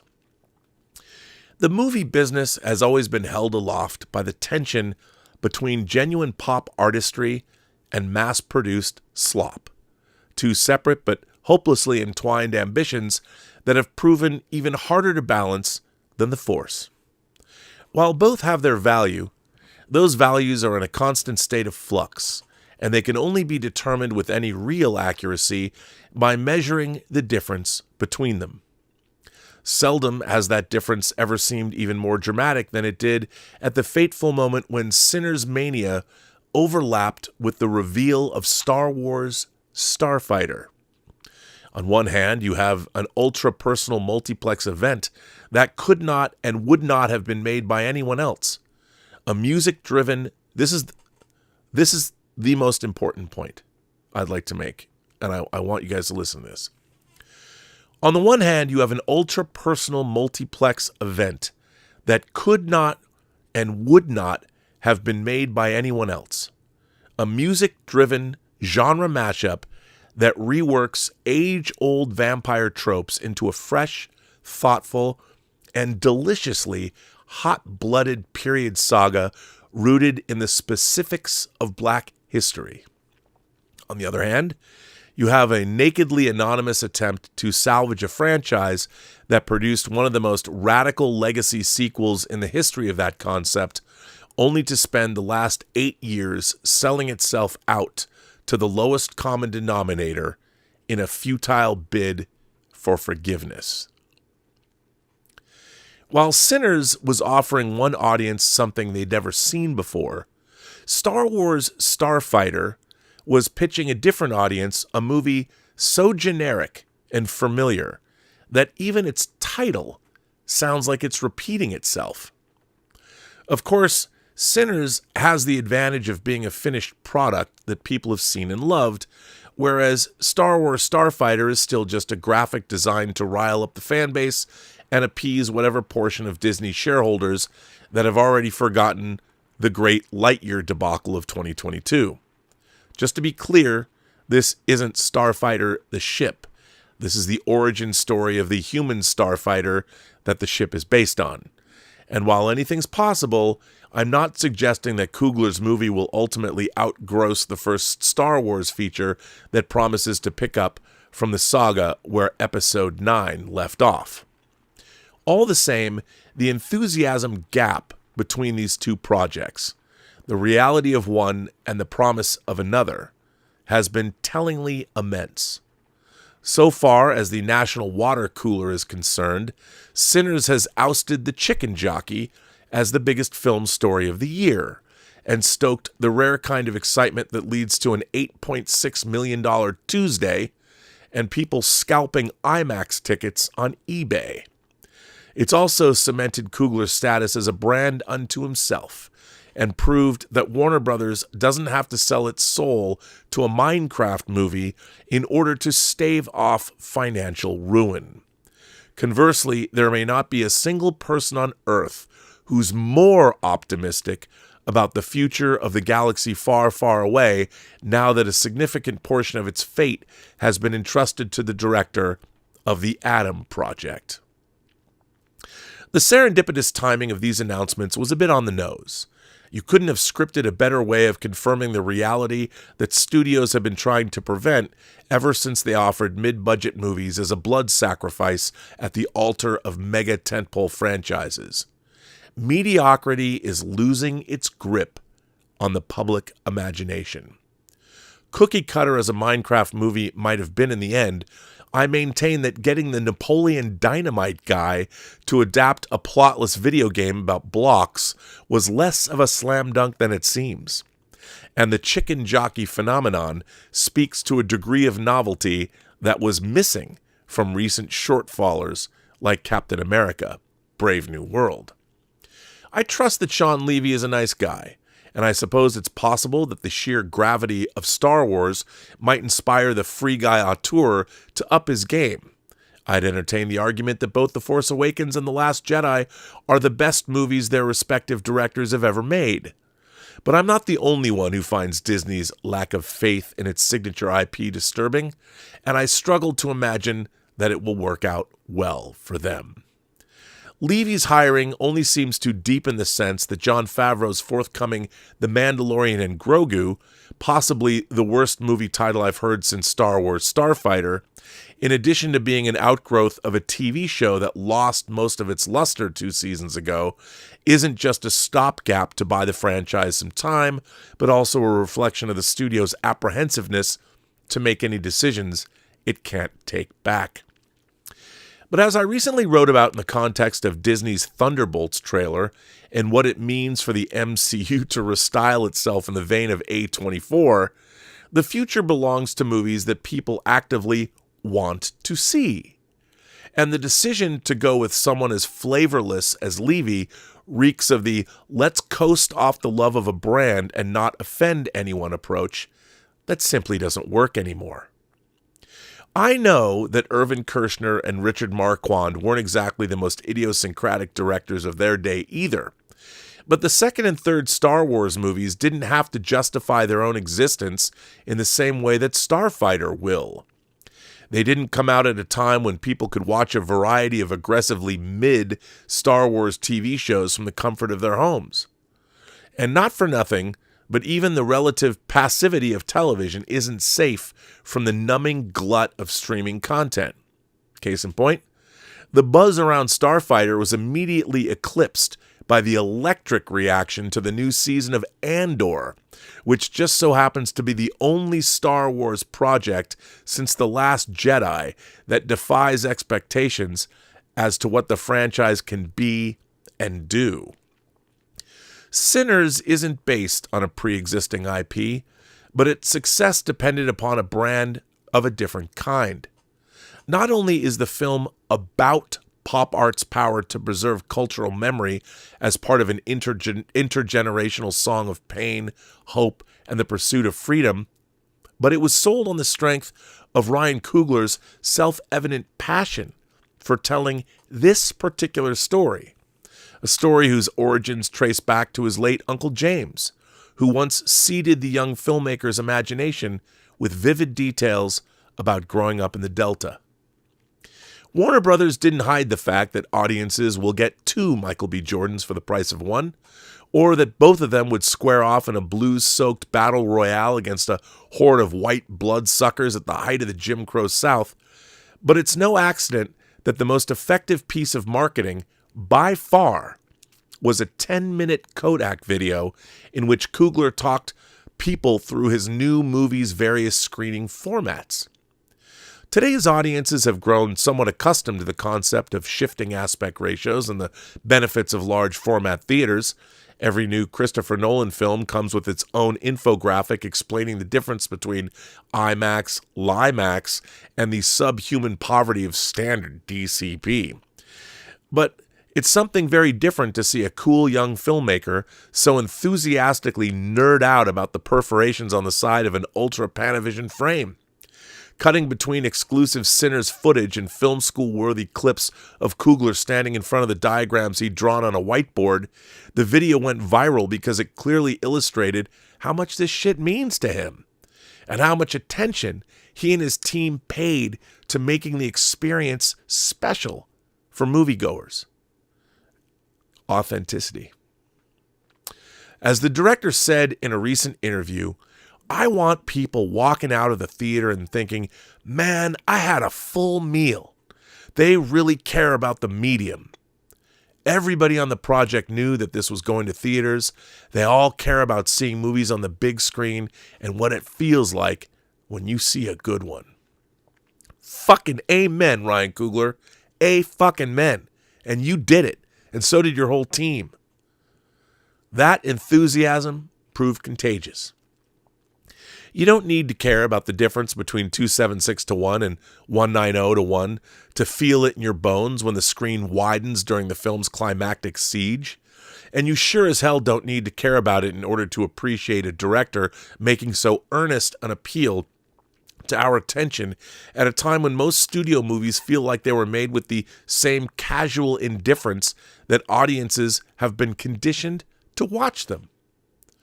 While Coogler's first original project was always going to command a certain amount of hype, the decision to lead with its importance to him galvanized people around the notion that Sinners was more than just a movie they could watch at home in 3 weeks. Rave reviews from basically every critic in the country didn't hurt either. It laid the groundwork for the film to feel like an event. It teed the film up to deliver on that promise, and it set the stage for audiences, especially black audiences, who continue to be starved for mega-budget studio movies that provocatively engage with race as something more than a temporary branding initiative, to unpack the layers of its meaning on social media with a much greater degree of thought and wonder than the likes of Snow White or The Amateur managed to inspire. It's good that Sinners is great, but I tend to suspect that even a somewhat less successful version of the same film would have triggered a broadly similar response, which is to say that Sinners is sparking so much real excitement because it palpably came from such a real place. Amen. While it's not a coincidence that Nope was the last completely original movie to hit at this level, another self-aware spectacle that interrogated the blind spots of black representation on screen and will be dominating best of the decade lists in a few years' time, the fervor around Sinners also puts it in a category that Jordan Peele's creature feature shares with Oppenheimer, Avatar, and Nosferatu, which is to say, films that connected with audiences because they dared to emphasize an idiosyncratic creative vision over the safety of selling people on something they'd already seen before. Hollywood is soiling itself at the thought of a director eventually owning the rights to his own work. Hollywood should be kissing Ryan Coogler's feet for creating a film that already feels like it belongs to him. Amen. That is from David Ehrlich, and that was from IndieWire today, or yesterday. And how could I not? When Rob sent me this article, how could I not share it? How could I not make it part of this show? Had to talk about it. Also, I would also like to, something that is not necessarily on everybody's radar, but one of my favorite filmmakers of all time, David Cronenberg, has a new movie out this weekend. Janus or Janus, is it Janus or Janus? I never know. And Sideshow have put out The Shrouds, which is a deeply personal film to David Cronenberg about a man dealing with his own wife's death. And he creates a unique way to deal with that and to help other people deal with their grief. Again, it's a movie that is not getting the kind of love that Sinners is getting, and I'm sure a lot of people aren't going to see it, but it's great to have a new Cronenberg film. He's always uniquely original. He wrote and directed this. It's not based on a book. Remember, he's done a great Stephen King adaptation in terms of The Dead Zone. He did Anthony Burgess. He's done, pardon me, why did I say Anthony Burgess? He hasn't done Anthony Burgess. He's done Naked Lunch is a literary adaptation. And why am I drawing a blank on Ballard, J.G. Ballard? He did Crash, J.G. Ballard, not Anthony Burgess. Sorry, in Crash. So, anyway, always good to see a new Cronenberg film at the theater. And, you know, the fact that you can go to a theater right near my house and see Sinners, The Shrouds, the 20th anniversary of Revenge of the Sith, Minecraft, and King of Kings.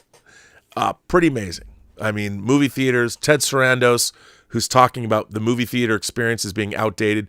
Ted, you keep trying to get rid of the movie theater experience. I get it. You're an idiot, Ted. You should embrace the movie theater experience as the gateway to your streaming service.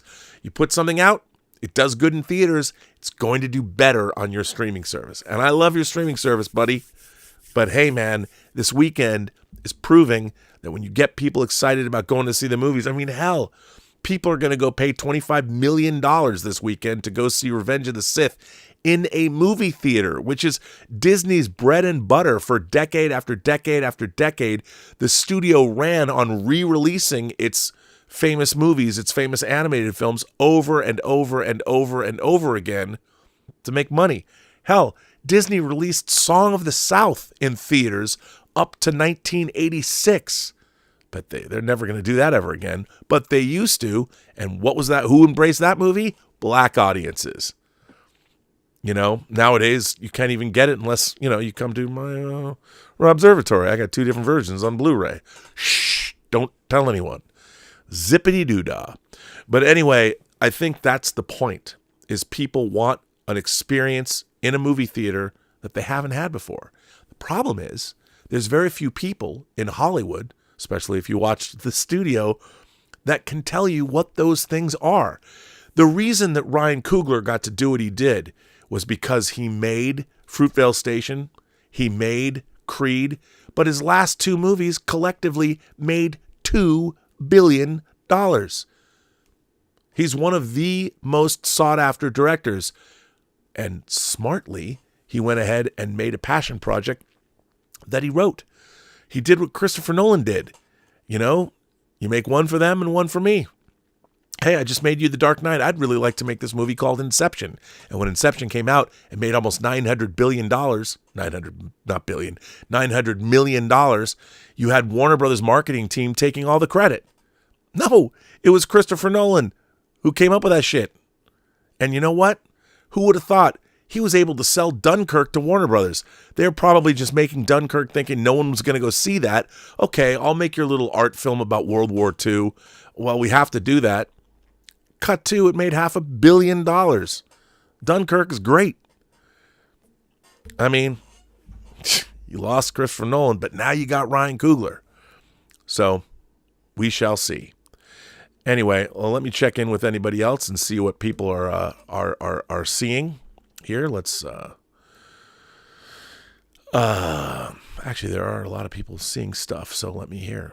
You guys are Checkers the Inventor said, I was watching Andor and was curious how this empire rose to power. Apparently, there is an Andor prequel in theaters now. Cool. Yes, there is. Tatman12 says, this Monday afternoon, I'm going to see Sinners at my favorite theater, the Harkins True IMAX Theater at Arizona Mills in Phoenix, Arizona. It is playing in 70 millimeter film. Recently, I saw Interstellar there in 70 millimeter. I have to say, Tatman12, it is the Harkins Theater that's close to me, and I love it. I love Harkins Theaters. I really do. I saw one of the heads of Harkins speak at CinemaCon a couple years back, and I really like the way the theater is run and the presentations. God bless him for playing The Shrouds, Cronenberg's The Shrouds. I also saw Crimes of the Future there. And they always have a wildly diverse slate. And during the week, they play classic films. Really am impressed. So, yeah, I really enjoyed that. Really enjoyed Harkins Theaters. Alexander Wilson says, Ehrlich has his head up his behind. He just dumped on a Star Wars movie that he hasn't seen, and Levy, who as a director grossed $4.5 billion at the box office and produced Oscar and Emmy picks like Arrival and Stranger Things. I thought everything he said was out of line. Well, I mean, that's true. I would say that I like Sean Levy. You know, I'll go all the way back to Real Steel with him, and of course Stranger Things. You know, he's done a great job, but in terms of, I think what David Ehrlich's point was, is that Starfighter, that's where they're going. I mean, Star Wars Top Gun, yeah, he hasn't seen it yet, but what he was calling for is there more originality to be had in the Star Wars universe? I mean, you can look at it that way, but I don't think that Ehrlich was dumping on Sean Levy personally as much as he was dumping on the fact that the Star Wars franchise could go in any direction it wants, and at the same time you have Andor on TV, which everyone's talking about, and the people that, by the way, we're going to get to that in a minute too, the people that are talking about Andor see it as, again, an auteurist vision that Tony Gilroy himself is responsible for, that's what he's looking at. He was comparing and contrasting Sinners, which is a unique vision from one man, with, a generic property like Star Wars Starfighter. I don't think that he was ripping on Sean Levy necessarily, but it's the Disney idea that that's where the Star Wars franchise should go. So I can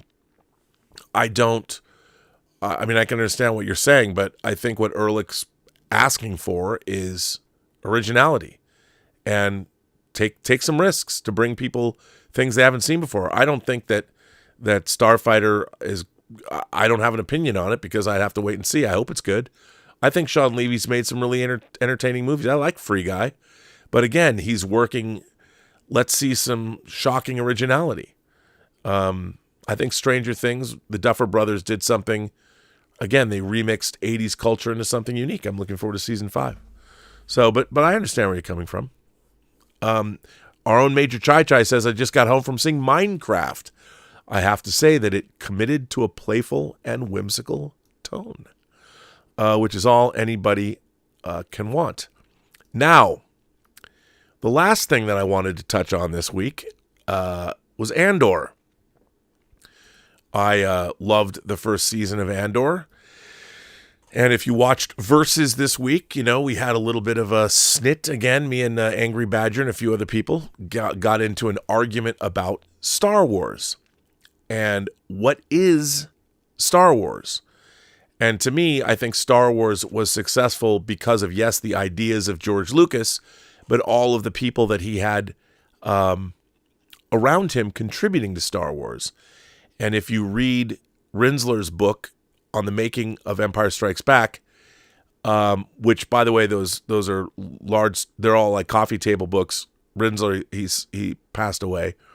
He wrote great accounts of the making of all three movies. They're sort of warts in all accounts. And he wrote a book on The Force Awakens, but of course that was killed. They wouldn't allow it to be published. Scaredy cats. But the book on Empire Strikes Back, the making of Empire Strikes Back, is really telling because George Lucas was not happy with what went down with the making of that movie. Didn't like what Irvin Kershner, even though he hired Irvin Kershner, didn't like how Irvin Kershner was shooting the film. It almost bankrupted Lucasfilm. Really interesting story about how Empire Strikes Back got made. And it wouldn't have been made, if George Lucas had his way, the Empire Strikes Back wouldn't have been made the way Empire was made. And luckily for us, Empire Strikes Back took Star Wars, because of who was making it, in a different direction. So we all lucked out that Irvin Kershner was tapped to direct that film. But it also shows that even George Lucas might not quite understand the Star Wars phenomenon. And what I found interesting about Star Wars, and I was saying this before, if you look at Star Wars, actually the whole classic trilogy, the only Jedis in that movie are Vader, Yoda, Obi-Wan, and Luke becoming a Jedi. There's only 4. They lost. The Jedi are gone. And they failed. And ever since then, but obviously we were, and all we knew about them was the history that is related to us. Like when George Lucas decided to make the prequel trilogy, he didn't decide to go back and do the Knights of the Old Republic. He went back to continue to tell the story of Vader, Anakin Skywalker, in that period of time. And one of the things that's really interesting is he didn't even spend very much time showing the Jedi I've always thought it was interesting that basically he shows us the Jedi get defeated. There was never a time when the Jedi were great. Not according to George Lucas. They talked about it, but he certainly wasn't interested in showing it to us. He talked about the fact that the Jedi Knights were around for thousands of years, but basically he talked more about the Clone Wars and how they got defeated. And then in the prequel trilogy, he showed us them get defeated. So I don't think necessarily that in George Lucas's mind, the Jedi were the heroes of the story that he was trying to tell. Luke, who began life as an every person, despite the midi-chlorians, he was a simple farmer He was just a farm boy, the way Han Solo was a truck driver. So I do think that what's really, really interesting is that the expanded universe, all these ancillary markets, Dave Filoni and the animated shows have all chosen to focus on the Jedi, the dark and the light, which I've always thought was kind of in the background of Star Wars. But that's changed. And now there was the Tales of the Jedi comic books, that all of this extra stuff that people love and memorize. None of that was what George Lucas was doing. That was all what other people were doing. Other people focused on the fantasy aspects of it, because obviously the Knights of the Round Table lead you to the Jedi Knights. And then there's the Sith Lords, the bad guys, and all of it's just derivations on a theme. And I know people like Badger love all that stuff. I'm a little dubious as to that's what Star Wars is actually all about. I skew more to the war side of things. And I say that the reason that Star Wars succeeded in 1977 is because people in the audience recognized we all had avatars that let us get into the story. If we were watching movies, I mean, I'm not saying you can't watch Excalibur and, you can't, although King Arthur in that movie is an everyman too. He's an everyman that was a simple guy that was able to pull the sword out of the stone, and then he gets all these responsibilities. They weigh heavy on him, and it doesn't end well. So we're like, okay, I get that. But when you're watching Star Wars, it's Han Solo, it's Luke, it's Obi-Wan Kenobi, it's our droids, it's Chewbacca. That's what makes it so great. But when you're telling stories of the Highborn, and that's all you're doing, or the Jedi, all these people that have already succeeded in becoming who they're going to become, it becomes less involving for an audience. Now, I understand how, as the article was talking about that I read earlier, kids today, they get a much more fantasy-oriented Star Wars trilogy to call their own in Phantom Menace, Attack of the Clones, and Revenge of the Sith. That's why Revenge of the Sith, there's a lot of people, it's 20 years old.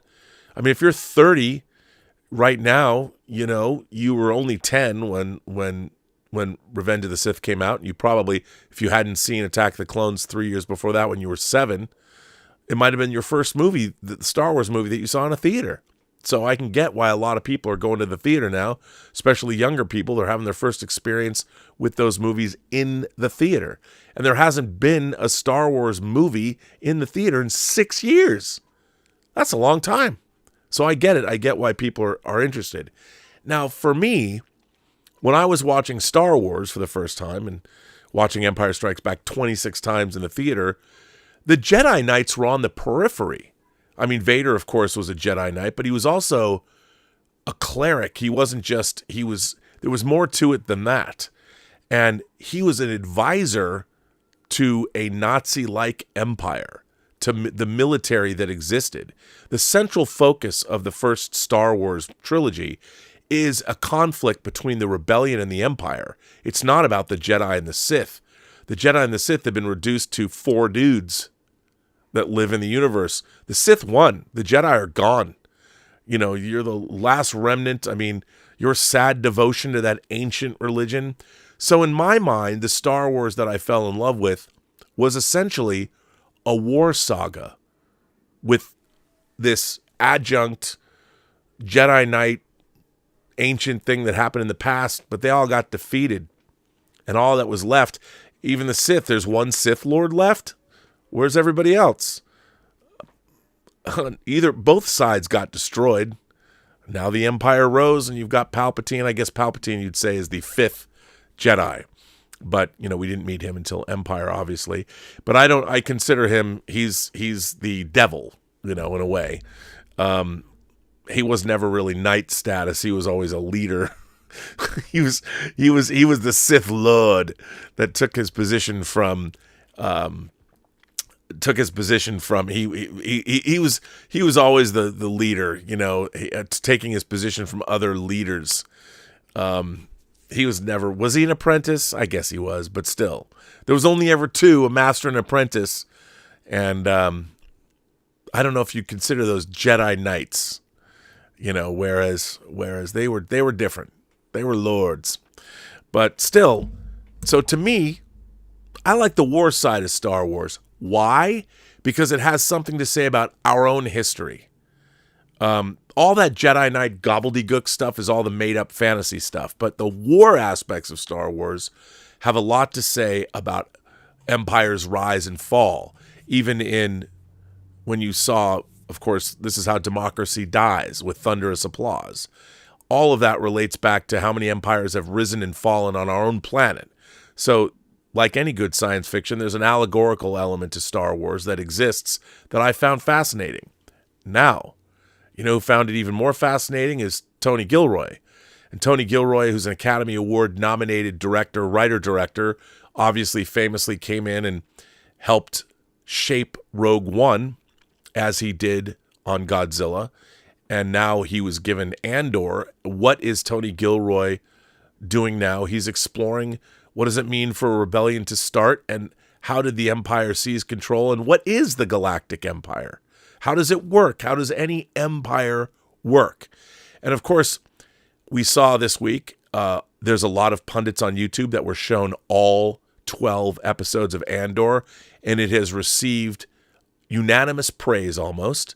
I haven't seen anybody, as a matter of fact, and that doesn't mean that I haven't seen them. I'm just saying I haven't seen them. I haven't seen them personally. That doesn't mean they're not out there. And I think that I was really first 3 episodes of Andor, quite enjoyed them. Was surprised to see these kind of Keystone Cops on Yavin. That was interesting. And then I liked where it was going. I mean, I liked the sort of reacquainting ourselves with the characters from the first season. What I was not prepared for was this backlash to the SA that we saw in the 3rd episode of Andor.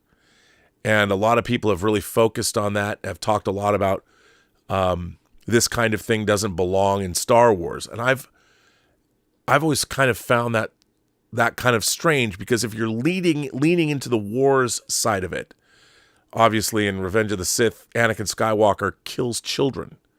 We don't see it, but he kills children. And the Empire in Star Wars killed billions of people on Alderaan. And how many people do they cut down? I mean, a lot of people die. But it's really interesting when you're confronting reality up close. And it couldn't but help make me wonder about how a lot of our thought on the reality of much of what's going on in the world, when you're not seeing the reality of it all, and you can just stand back and talk about it on YouTube. If that goes back to what happened on Joe Rogan and Douglas Murray's debate, and a lot of people are talking about that this week too. Like, anybody can opine on whatever they want to, but does that mean that their opinion is as valid as somebody who's actually done some scholarship, actually gone somewhere and actually observed things? Whose opinion, I mean, do we not value expertise and real knowledge anymore? But anyway, don't know. But there's a last article that I wanted to share with you. And again, if you have not seen the first 3 episodes of Andor, I don't have a magical spoiler alert, but I'm going to read this article, again, from the Hollywood Reporter, about what went on Andor. And this article, it was put out on April 23rd, written by James Hibbard. It comes from the Hollywood Reporter. Andor creator explains that shocking assault scene we are all the product of. Disney's acclaimed Andor has stretched the creative boundaries of Star Wars in countless ways, bringing a grown-up sensibility to a galaxy far, far away. Yet even by Andor standards, a scene from the 2nd season is leaving fans shocked. An Imperial officer tries to violently grape a rebel fugitive, Bix Caleen, who is hiding out in the farming settlement while Imperial troops are rounding up undocumented citizens. Read some sample reactions below. The sequence plays out over the course of the show's 3rd episode. The first 3 episodes were released all at once on Tuesday, with the officer's flirtation with Bix growing increasingly persistent and eventually culminating with a brutal life and death struggle. Bix eventually gets the upper hand and the officer is killed, but Andor boldly leaves zero ambiguity as to what viewers just witnessed as Bix screams, "He tried to me." Star Wars is a franchise that has never, in film form, shown even consensual sex. During its first season, Andor pushed the envelope with scenes that suggested sex was about to take place, or just had, much like old Hollywood films during the Hays Code censorship era. When asked about the Bix scene, Andor creator Tony Gilroy explained to The Hollywood Reporter that when telling a story about a war, shying away from such assault didn't feel truthful. "I get one shot to tell everything I know, or can discover, or that I've learned. About revolution, about battles, with as many incidents and as many colors as I can get in there without having the story tip over," says Gilroy. I mean, let's be honest, man. The history of civilization, there's a huge arterial component of it. All of us who are here, we are all the product of, armies and power throughout history have committed such acts. So to not touch on it in some way, it was organic and it felt right, coming about as a power trip for this guy. I was really trying to make a path for Bix that would ultimately lead to clarity, but a difficult path to get back to clarity. Asked about Disney's reaction to the scene, Gilroy says he didn't get any studio pushback. "No one ever said anything about it, ever," Gilroy said. "But we have limits on what we can do. We are very aware of what we can do sexuality and violence-wise, and those limits are made very clear. Bix has had a particularly brutal journey on the show so far, having already been captured and tortured by the Imperial Security Bureau during Season 1, an experience which has left her traumatized. Fan reactions have been divided. One major Star Wars fan account wrote, "I don't want to see this in Star Wars. You can portray power dynamics and making the audience hate the Empire in other ways without taking it to such a disgusting place. Vader wouldn't tolerate that shit, nor does the Empire condone it." Vader, a man who slaughtered children with his bare hands. Now, we didn't see it, but he did it. So what I find interesting about this is Vader wouldn't tolerate it. So he'll murder children with his bare hands, but he won't tolerate something like that. What universe do you live in? I think that is a naive thing to say. Now, it has no place in Star Wars, period. Another pop culture fan account wrote, "I don't mind having mature Star Wars, but I'm not okay with it going so far as depicting an attempted assault or saying the word. I'm actually quite disgusted with the Andor series right now." While another fan account was one of many that praised the move, Andor dared to go to the darkest places Star Wars could offer. An Imperial officer abusing his untouchable status to do something to an undocumented migrant while his troops are rounding up other undocumented citizens. This is the real world seeping into Star Wars storytelling. This is the world we live in, reflected in the galaxy far, far away. This is Star Wars at its most political, at its most potent, at its most frightening. I must commend the writing team's bravery to not shy away from such topics. To depict fascist regimes as they are, speak the word directly into the camera, shows just how despicable fascists really are. Andor is as brilliant as it is terrifying. Bravo, and I believe that wholeheartedly. And yet another Star Wars fan account pointed out several previous suggestions of servitude in Star Wars, often with scantily clad female characters. Princess Leia on a leash in her famous slave bikini in Return of the Jedi being a key example. Seen some discourse already regarding what happens with Bix and Andor. That kind of thing happened in Star Wars before, except this time they called it what it was. Erona played it brilliantly and was heartbreaking. The episode also featured a rather stunning sequence with Mon Mothma furiously dancing at her daughter's wedding, even as she knew a man was about to be murdered to protect her secret ties to the Rebel Alliance.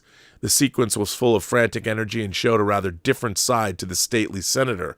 Listen, man, as Campia said, she got hammered and she's dancing her guilt away. This is what makes Andor such a great show. is it's dealing with the reality of the actual what's happening in the Star Wars universe. And for me, you know, it's interesting to see that our civilization, I believe, has become incredibly infantilized by our embracement of only fantasy. When I was growing up, there wasn't nearly as much fantasy all over the place, especially in media, in cinema, and on television, as there is now. There's a lot more escapist entertainment, a lot more, by exponentially so. But I think the results of that is that we, even through our entertainment, remember, you know, you go back and you watch a movie like Blazing Saddles, or you go back and you watch All in the Family. Somebody was telling me about what movie, I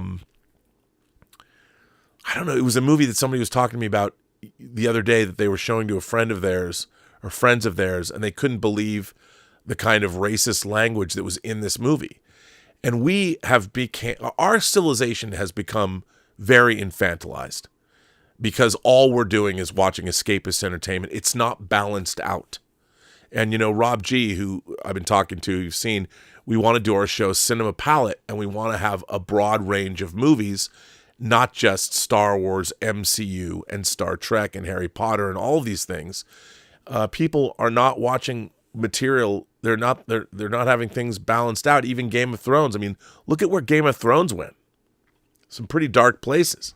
People watch that. It's my contention that Mon Mothma has the hardest road of any character in the whole show, Gilroy says.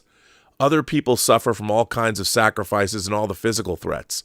She has to do everything under glass, being examined all the time. She's continually watched. I really wanted to up the stakes there. She's tacitly involved in what will be an assassination, and then has to go back into the party, which is this joyous event for everybody else. And in that kind of chaotic mental state, and with that kind of guilt, she's dancing instead of screaming. And what's fascinating there is that there's nobody else in the room except you, the audience, who understands what's happening to her. Andor is Disney Plus's acclaimed Star Wars drama series, which currently has the highest rating of any Star Wars TV show or movie on Rotten Tomatoes. The show follows the adventures of Rebel Alliance leader Cassian Andor, blah, blah, blah, blah, blah, and we're going to get episodes every week. Now, do I think that it's okay? Look, I think that my favorite franchises when I was growing up, Star Trek being one of them, The Twilight Zone, Outer Limits, Planet of the Apes. I was watching the Planet of the Apes movies when I was a kid. Go Ape. They would show all 5 Planet of the Apes movies on TV. What happens at the end of the second film, Beneath the Planet of the Apes? If you haven't seen it, I'll tell you. Spoiler alert. The entire planet goes up in presumably a nuclear fireball that consumes the entire world. All the apes, all the humans, all the mutants, all die. And it was for kids. And as the Planet of the Apes franchise went on, Battle for the Planet of the Apes, believe it or not, was more directed at children. There was an animated Planet of the Apes TV series on Saturday morning. There was a live-action Planet of the Apes TV series that was directed to families. But if you go back and you watch the original Planet of the Apes, which changed my life at 5, I didn't realize what necessarily was going on. I didn't realize and how brutal what was going on actually was. But that kind of entertainment coexisted. You know, you had very adult themes, and you had themes, hey man, like I've maintained, what's better than apes on horseback with leather armor and rifles that talk, that shoot humans for fun? I mean, I was watching this at 5. I would say that, as I said, my young adult fiction was Stephen King. I was not reading. I mean, Susan Collins' The Hunger Games is pretty brutal too for kids, if you want to consider that young adult fiction. I think that our civilization needs to grow up. I think we need to face the reality that we live in a continuum. At any one moment, there is great things happening on the planet, and there is the worst atrocities humanity can visit upon itself happening at the same time. And especially in this day and age, in our social media world where everyone can opine on everything from the privacy and safety of their own home in a country that hopefully is not war-torn. And I think it's always, look, if nothing else, Andor has inspired conversation about these things across the spectrum. And I think that conversation is good. And I think that anytime, that's what great art does. Great art challenges you. And I like the fact that, look, even when The Empire Strikes Back came out, I liked it because it was challenging. The rebels get routed in the beginning of that movie. Han Solo gets frozen. Darth Vader wins, cuts off Luke's hand. I mean, it was a movie that took Star Wars down a very dark path, and people were there for it. And I think now what Andor is doing is perhaps doing what great populist entertainment should. It's posing important questions for the audience to answer themselves, to look inward and wonder what they want. Some people will like it, some people won't. But I think the conversation and talking about these things, confronting these issues head on, is what we need. And being able to do it in an intelligent manner without screaming at one another and tearing each other's heads off is what we need more of. Now, that said, there is one last thing that I would like to talk about. It has been brought to my attention. Look, I'm not one to go after my fellow YouTubers. If I was in a more political space, I would go after, I might go after people on a more consistent basis that we could have ideological debates. But the thing about the space that we imagination connoisseurs exist in, we're all fans. Now, we could be of different political stripes, but we can all love Star Wars or Star Trek or the MCU or Game of Thrones. At some point, our political differences are transcended by our love of imagination and its pursuits. And for me, people have always said to me, oh, how can you be friends with people that, look, I don't believe anybody that's a true fan. But if you like science fiction, fantasy, and horror, there is, and y'all say it, there's a liberal part of you that is open to new ideas. Now, maybe some people, want to live in a fantasy land where on this planet, there's only, you want to live in a homogenized civilization where everybody believes the same things. But that's never existed ever anywhere. People think it might have, but it never did. So I don't believe in going after my fellow pundits in this space. And that's why I appear on so many different people's shows, because if we share it, we can both love the same flights of fancy, if we can like the same books or like the same movies. That's common ground that you can discuss despite what might be our political differences. And I think that's really important. And there's a great way to start a conversation. If you want to discuss political differences through the lens of Andor, well, then we can do that. Then we don't have to kill each other.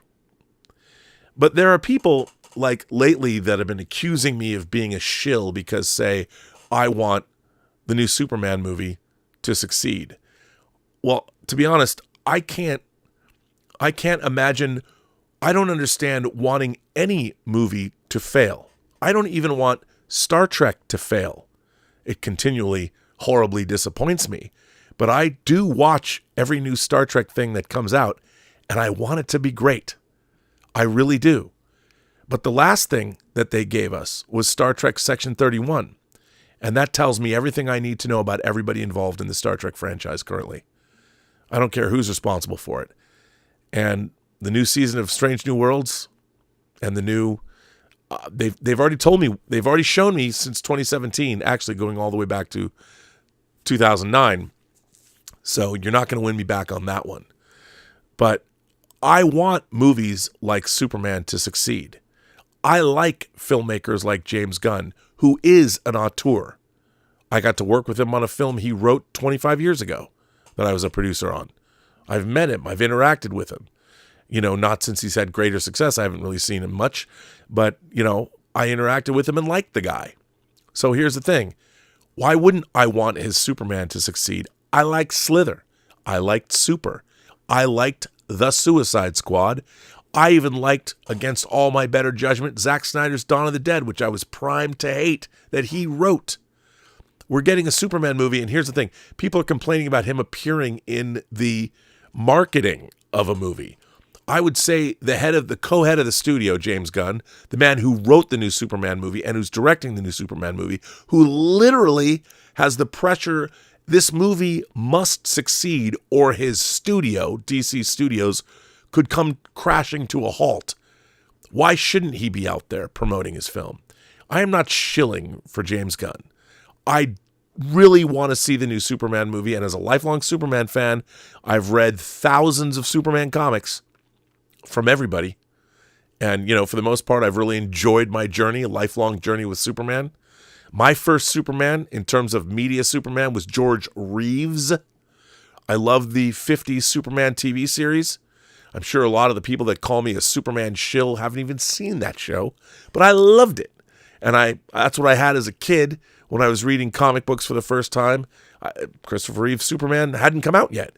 So on TV, I got to watch the adventures of Superman, right alongside the Outer Limits and the Twilight Zone and Star Trek and Time Tunnel and Land of the Giants. All of these things were all part of the same continuum. And when I say that I think the scene on the roof in Superman the movie is what has been missing, people think it's creepy that he's using his X-ray vision. That's because fantasy has infantilized people. What was so interesting about the Superman the movie that we got was it made Superman relatable because it was the first time we saw Superman existing in quote-unquote the real world.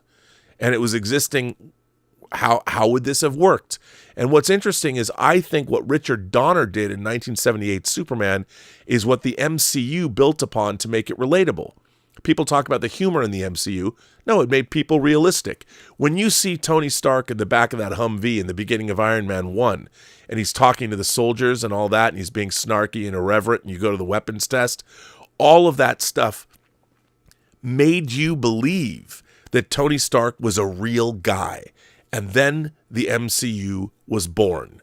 I think they've lost their way post-Infinity War, but still, or the Infinity Saga. But the thing is, no one's paying me for my opinion. If I like something, I like something. If people say I've been easier on a TV show, I enjoyed Daredevil. Why did I enjoy Daredevil? Because I know that it's half of a show. They wanted to make an 18-episode series. It was retooled from how they started it. They've course-corrected midway.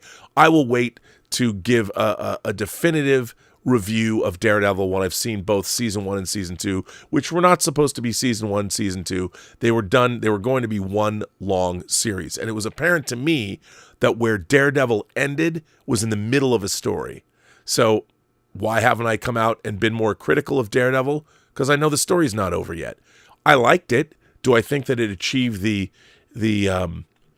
highs of the Netflix show? No. But I still enjoyed watching it. So for me, do I think it's a disappointment? I did not. I enjoyed what it was. But no one's paying me for my opinion. If I want to go to a premiere, there's people I can call and I can literally get myself into any premiere I want to go to. If I want to see things, if I want to go to early screenings, I will do just that. I've been working in this town since 1989. You just get to know people when you work in the industry. I don't have time to go to these things anymore. I'm making my own stuff. But if I want to go, I'll go. I'm not doing it for access. If I want access to something, do you think I need to go through a studio? I'll just pick up a phone and call somebody, and find out exactly what I want to know. But that's not a humble brag or even a brag. It's just the truth because I've come up with people. So a lot of the people that I know are working in positions of power. So if I want to know something, I'll call them and ask them. That's just a function of living in Hollywood and being in the industry. And it's not something I'm necessarily interested in doing. So I'm not shilling for anybody. You can't pay for my opinion. And I'm not here. I just want things to be good. There's a new Superman movie coming out. I would always be excited to see a new Superman movie. There's no reason why we shouldn't. One person's Superman movie has nothing to do with another person's Superman movie. And I don't know why anybody would think there's any kind of a competition. I mean, there's a new Superman movie coming out. I'm excited. For no other reason than there's a new Superman movie coming out. And it's going to lean into the fantastical nature of a new DC universe. We've never seen that before. I want to see it. No skin off my shoulders. I'm existing here in a room full of thousands and thousands and thousands of pages written by all different kinds of people. And I enjoy them all. So we're getting a Thunderbolts movie next week. I'm excited about that too. We're going to see the Void depicted. I mean, wow, how cool. I hope it brings a luster back to the MCU. I don't like seeing movies in the MCU that I find to be mediocre. I want to go back to when I saw those movies and they really surprised and delighted me. So, so anyway,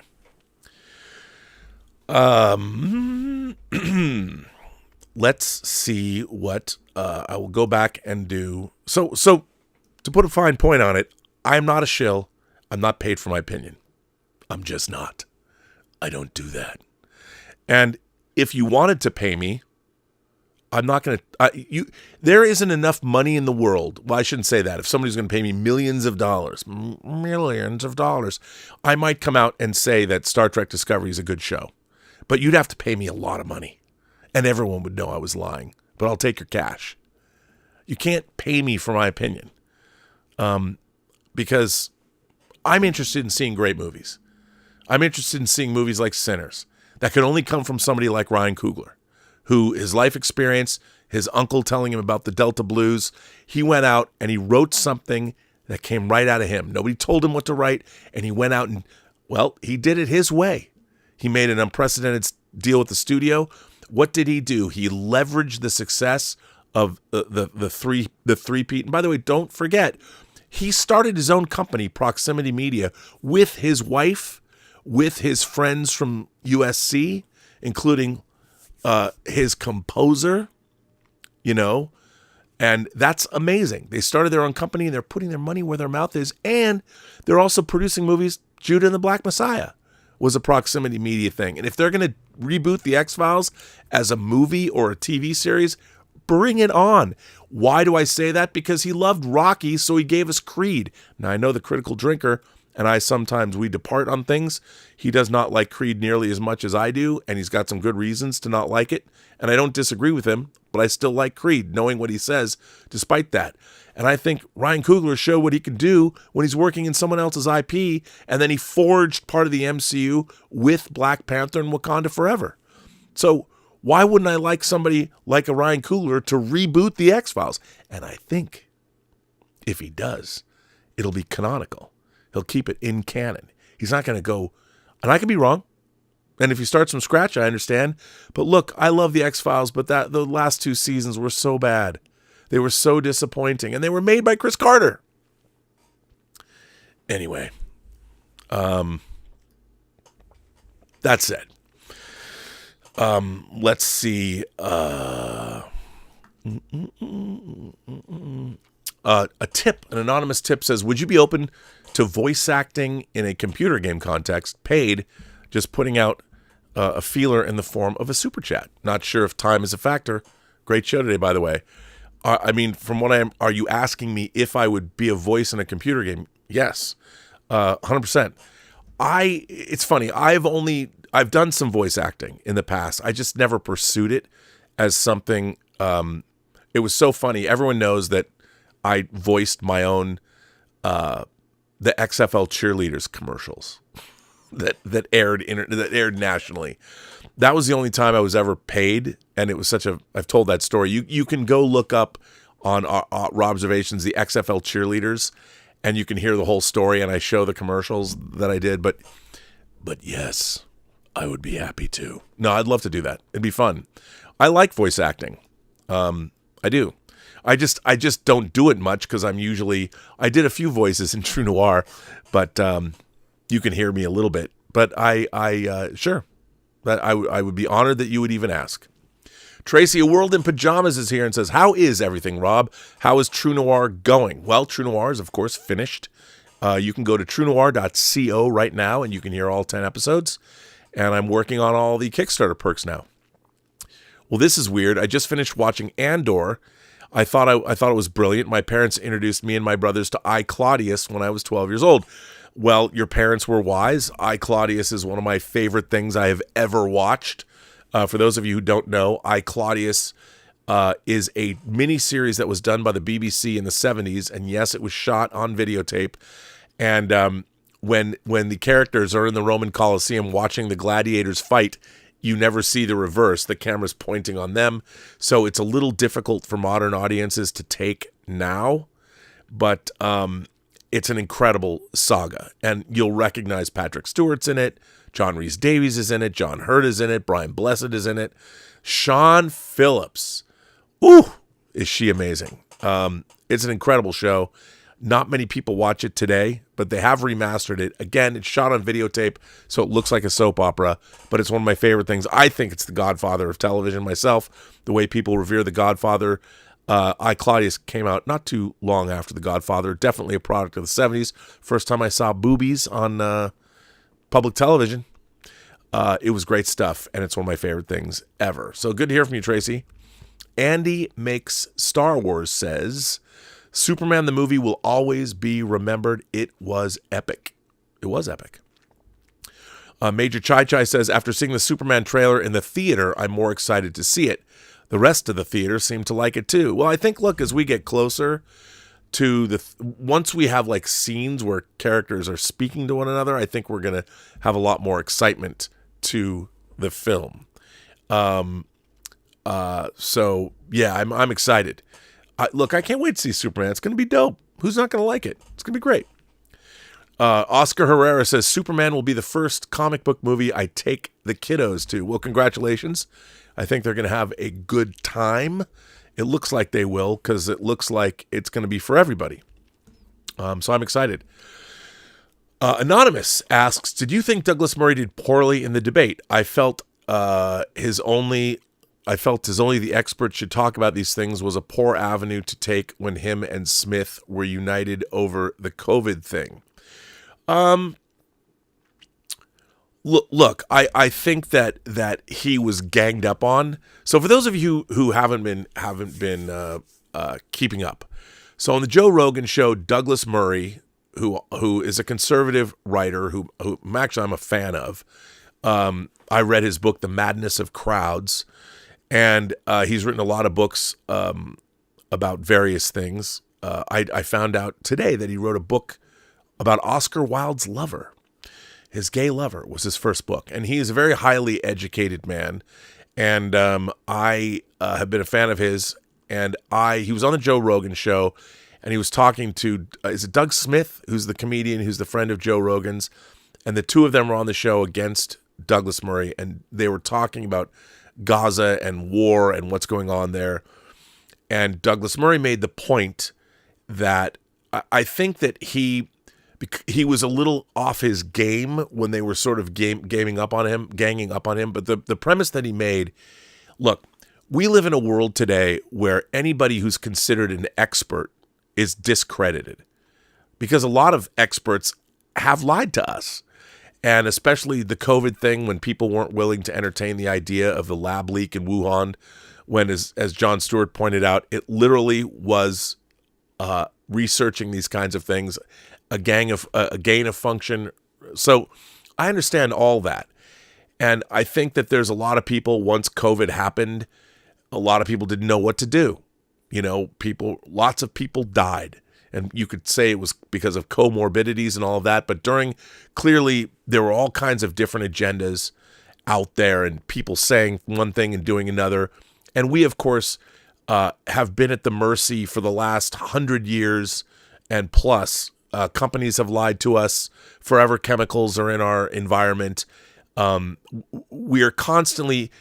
The flotsam and jetsam, meaning us, of humanity, we are constantly sacrificed at the altar of big money, big pharma, big companies, same as it ever was. So I get all that, and I get the idea that somehow all experts now, all expert opinion has been denigrated in our modern social media life.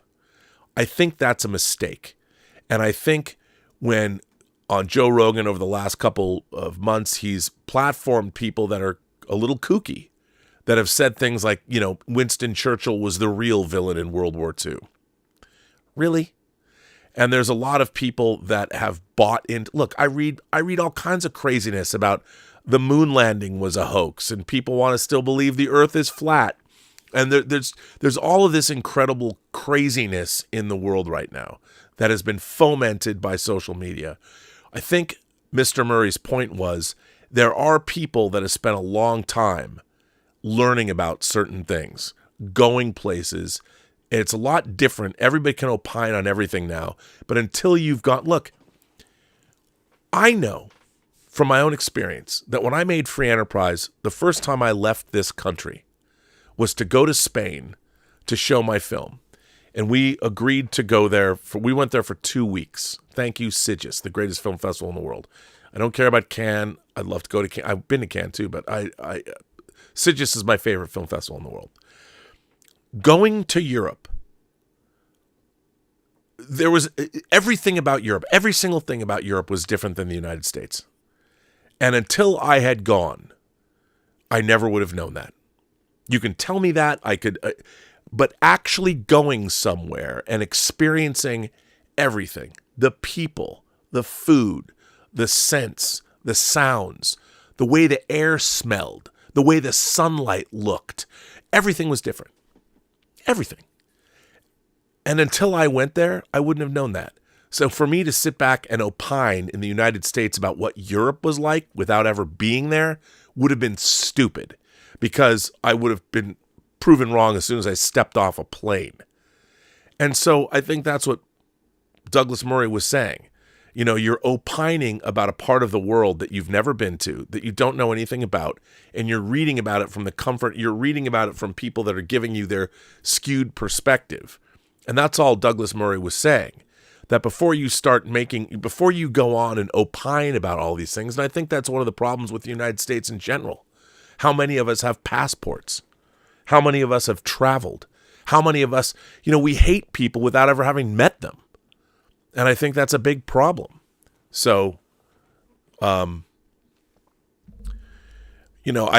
think look, every debate is different. And I think in this particular debate, I think Douglas Murray was thrown off his game. And also he was kind of stunned by the fact that he wasn't saying you can't talk about something, but you should also understand the limits of what you do and don't know. And I think, again, all the lessons of everything you need to know are from movies. Which Dirty Harry is the movie where Dirty Harry says, a man's got to know his limitations? And it isn't Dirty Harry. I'll leave it up to you. Come on, put it in the chat, everyone. But yeah. So that's kind of what I think about that. I'll be the one. Sends in a $20 super chat. Says, cannot rely on hype or trailers to know if a movie will be good. Time will tell. Amen. Look, the proof's in the pudding. The movie will come out and people will like it and not like it. Look, I've got people having a raging debate with me about whether Sinners is good. However, I will say this. Most of the people that I know and respect, film fans, really like Sinners. It's the people whose opinions I really respect. Now, that's not to say, I'm not trying to say other people are dumb, because there's a lot of people that just don't dig it. Or there's a lot of people that just think they wanted a vampire movie out of it and they got a lot more, or what they thought was a lot less, and they wanted it to lean more into the vampirism of. That's a valid criticism. The thing is, it's not just a vampire movie.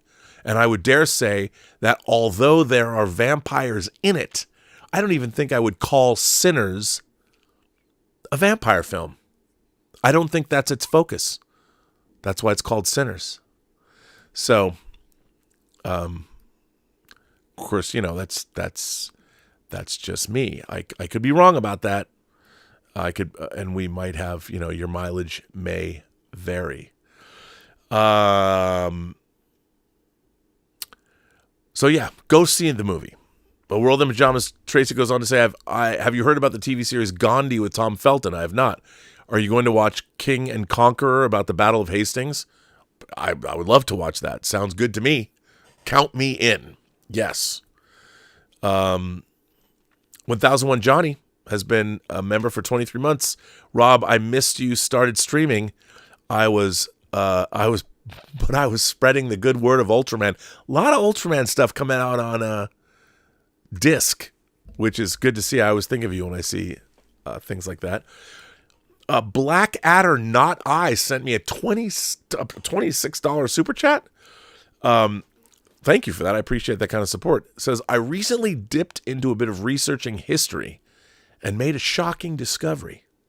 Not all of the evils of the world came from Europe.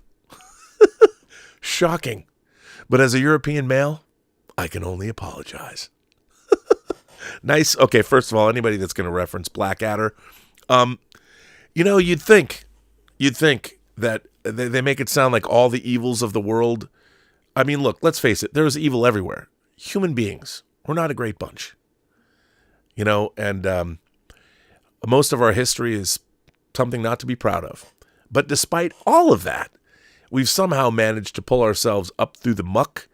And I'll say this, Western civilization's pretty damn great. You want to talk about colonialism, you want to talk about oppression, you want to talk about the horrors of the world. Where do you want to go? There has been horrors and oppression everywhere. And at some point in time, everybody hated everybody else. And the real question is, I think that we are now in a conflict of ideas. Look, I'm a civilizationist. I think that I want all of mankind to be free to pursue, in the limited time we have on this planet, be able to pursue whatever it is you want to pursue, as long as it doesn't interfere with the rights of other people to do the same.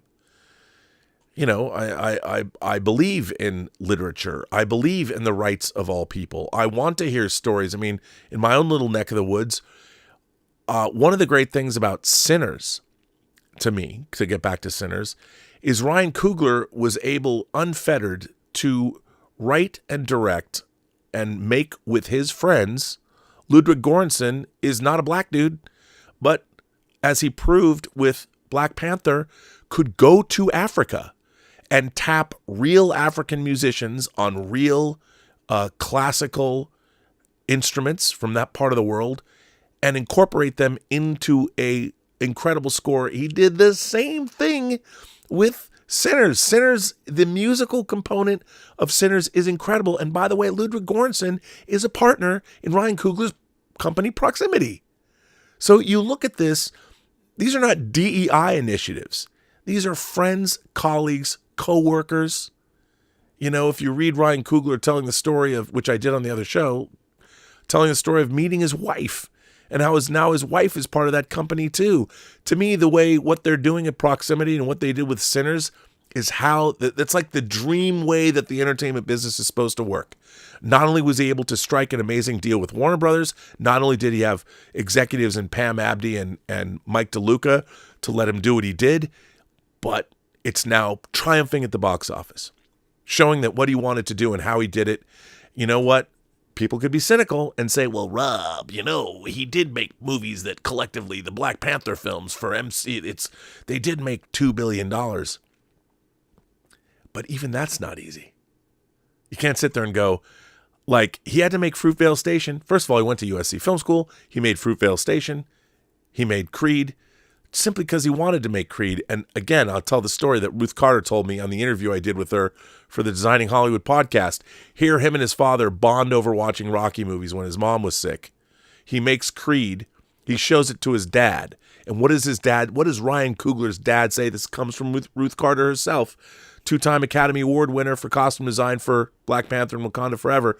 Ruth Carter told me that when Ryan Coogler showed his dad Creed for the first time, his dad said, "It's all right." Because he's the classic Rocky fan. Even Ryan Coogler's dad didn't go, "Oh, great, son. It's all right."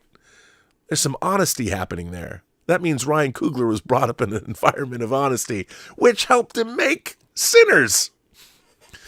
Anyway, Mike Swee says, just saying hi, here's some Canadian money. Buy a coffee. Thank you, Mike. That's very nice of you. Major Chai Chai said, did you get the package I sent you? Yes, I did. And as a matter of fact, so Major Chai Chai sent me a package. Tomorrow I'll bring down, I love the sushi cup, the real wooden sushi cup that still smells like that wood. It's incredible. So thank you for that. I'll have to get sake and buy some. Zachary Zabali says, any thoughts on the death of Pope Francis? His philosophy of reaching out to those in the margins. Well, let me tell you something. I mean, first of all, he was a pope that a lot of people respected. People thought of him as more of a modern pope. I can actually say I had a personal experience. I didn't actually get to meet him. But one of the people that was one of the people involved with I don't remember all the names here, but there was one of the people involved in the production was a friend of an archbishop or a cardinal, and was able to get word of our film Tango Shalom to Pope Francis. And this archbishop, I forget his name. He was Pope John Paul II, I think, appointed him as being someone who was in charge of interfaith, reaching out to other faiths from the Catholic Church. That was sort of his mission, was to reach out. I want to say Cardinal Machado, or I don't remember. Was supposed to reach out and begin interfaith dialogue. So somehow, in a roundabout way, Pope Francis found out about our movie Tango Shalom. And because of its message of interfaith dialogue, there is a scene when a Hasidic rabbi goes and speaks to a Catholic priest played by Gabe's father, Joe Bologna, who passed away while we were making the movie.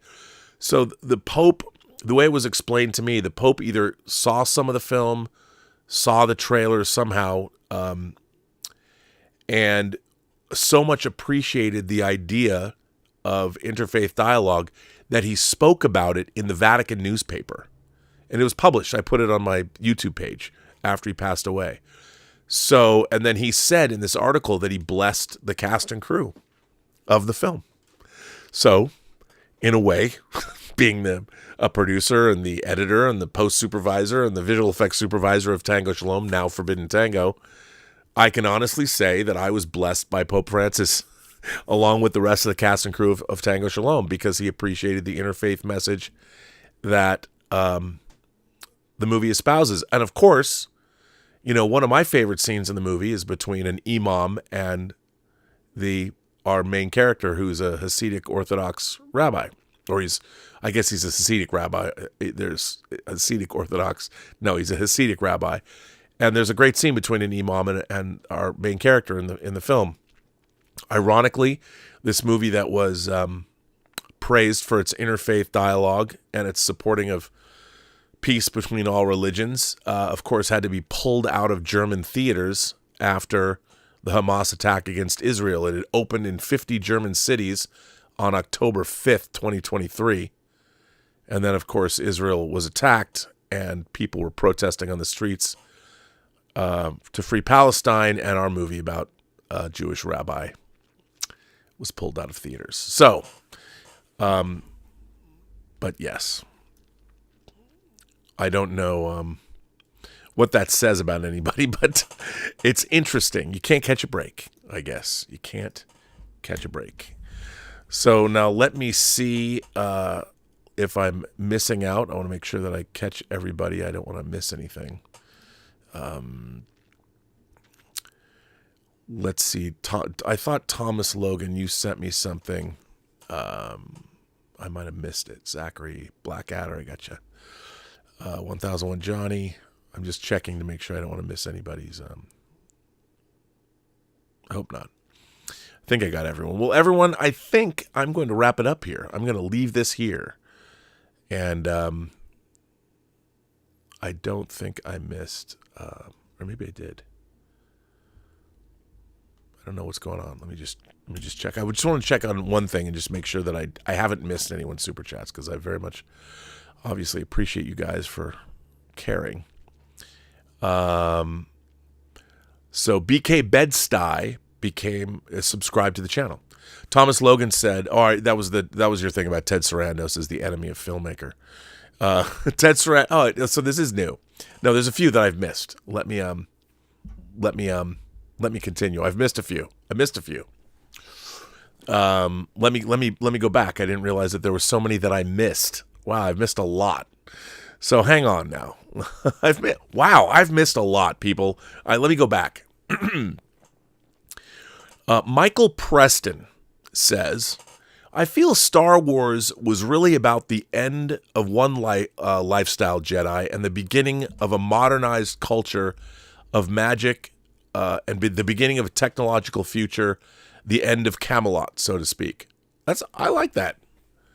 I think that you're right about that. And I think that if they leaned into that more, that could have been more apparent. I mean, I think Star Wars is kind of moribund now because they're, the Ahsoka thing and Grand Admiral Thrawn, I think combining Grand Admiral Thrawn and Ahsoka, I know it all comes out of the animated Filoni-verse, was a mistake. Because I think that the Dark Empire comic series and the Thrawn trilogy, when they came out in the early 90s, they kind of dovetailed really well together. And then, look, what they did to Timothy Zahn was not right. Co-opting Zahn's creation and then telling him about it after the fact wasn't right. They shouldn't have done that. So, but I like that idea. Yeah. So yeah, it's interesting. Yeah, Doc Civil says, I got nothing to say, Rob, but here's some shekels.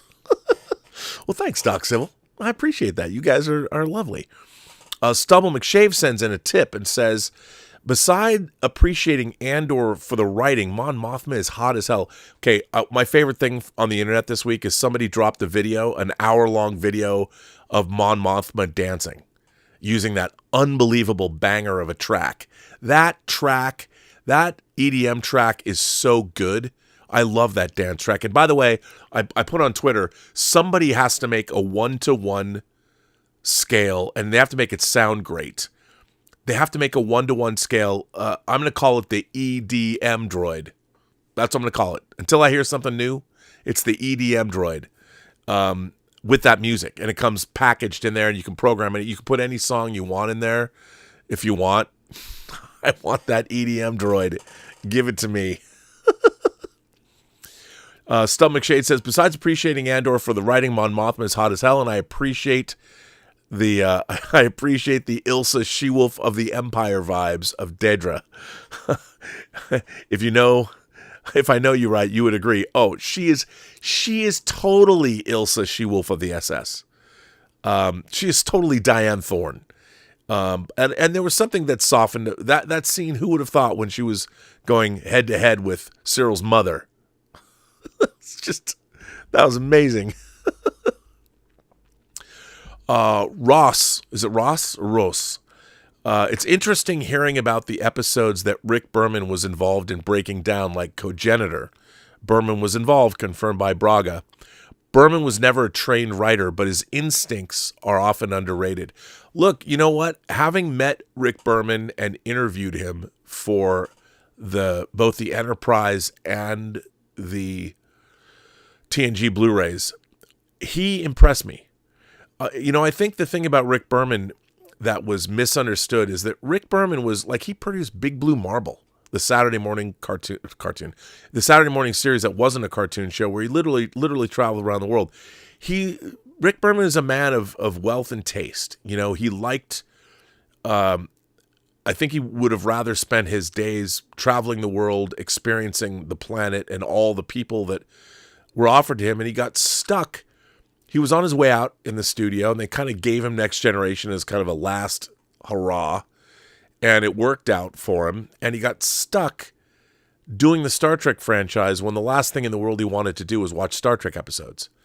But I think he had no time for fanboys and canonical Star Trek and all that.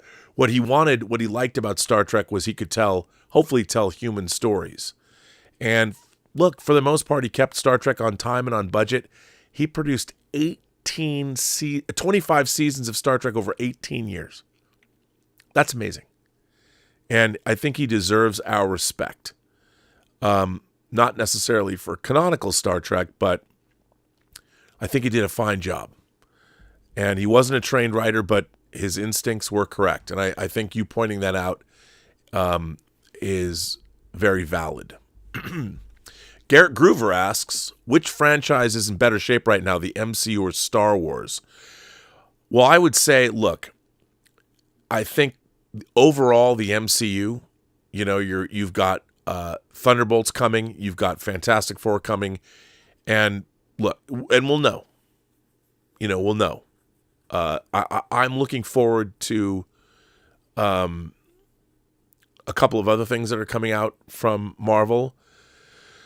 I think they know what they have to do. A lot of people, the early word on Thunderbolts is good. Hopefully Fantastic Four will be good. I'm a little dubious. I'm not convinced about Fantastic Four yet. We'll wait and see. I hope it's good. We'll see. But I think that Star Wars, the problem is, like, the things that I like about I loved Andor, but you know, I look at Skeleton Crew, which was fine, but it made not much of an impact. I just don't think, I think Star Wars and Star Trek have the same problem. The thing about Andor is it's about us. It's about human beings like us here who live on Earth, whereas the rest of Star Wars is up its own ass.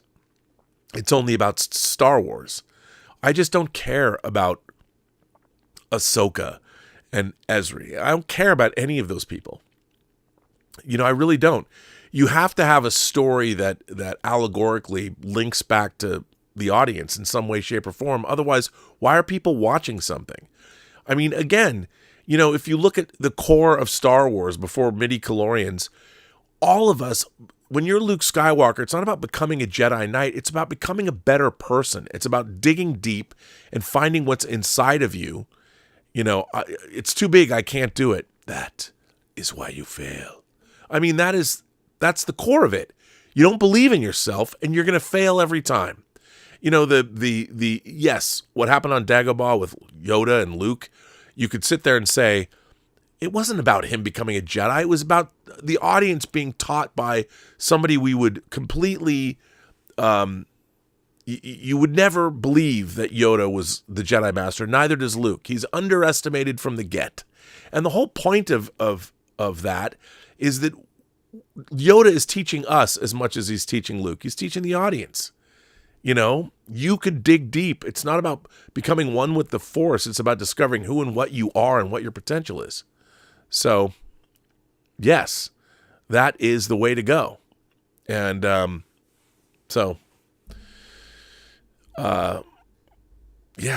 I think that that's an important thing.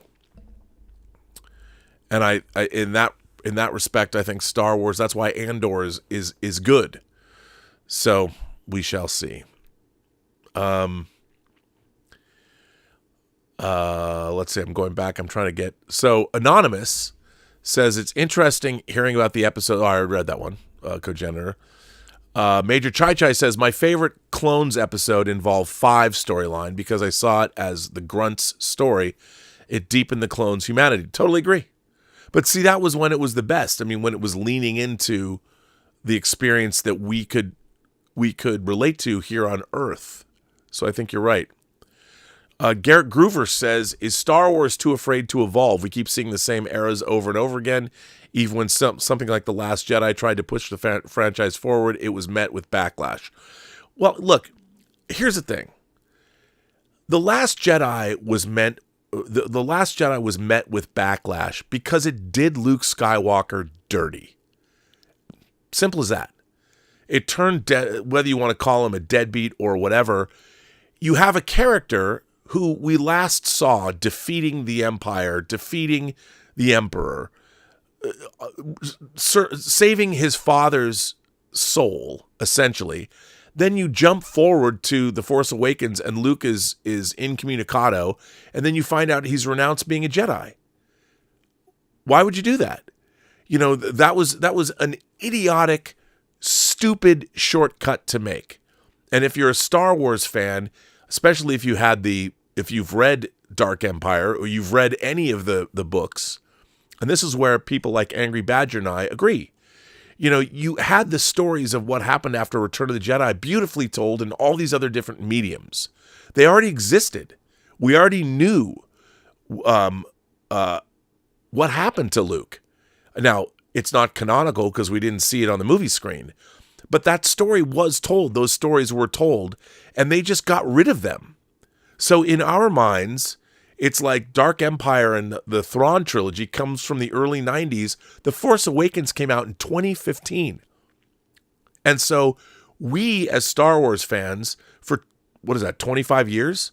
You have almost 25 years of an expanded universe and comics, Dark Horse, going through all this stuff. And a lot of it was way more interesting than what we got with the Disney sequel trilogy. Because none of those people could be bothered to look into that and go, okay, you've already got all of these stories told. So if you're going to go and you're going to ask us to believe that The Last Jedi, if you read Dark Empire and you then go back and watch The Force Awakens and Last Jedi, ask yourself, I understand that the Dark Empire is just a comic book from Dark Horse, and then the Thrawn trilogy, just take those two things and read them. I think that the reason that there was such backlash is most Star Wars fans were familiar with those works. And we've had video games, even Shadows of the Empire. There's so many things that were more interesting than the gobbledygook that they gave us. Now, the problem there was that Disney is thinking like a corporation. They want their Star Wars.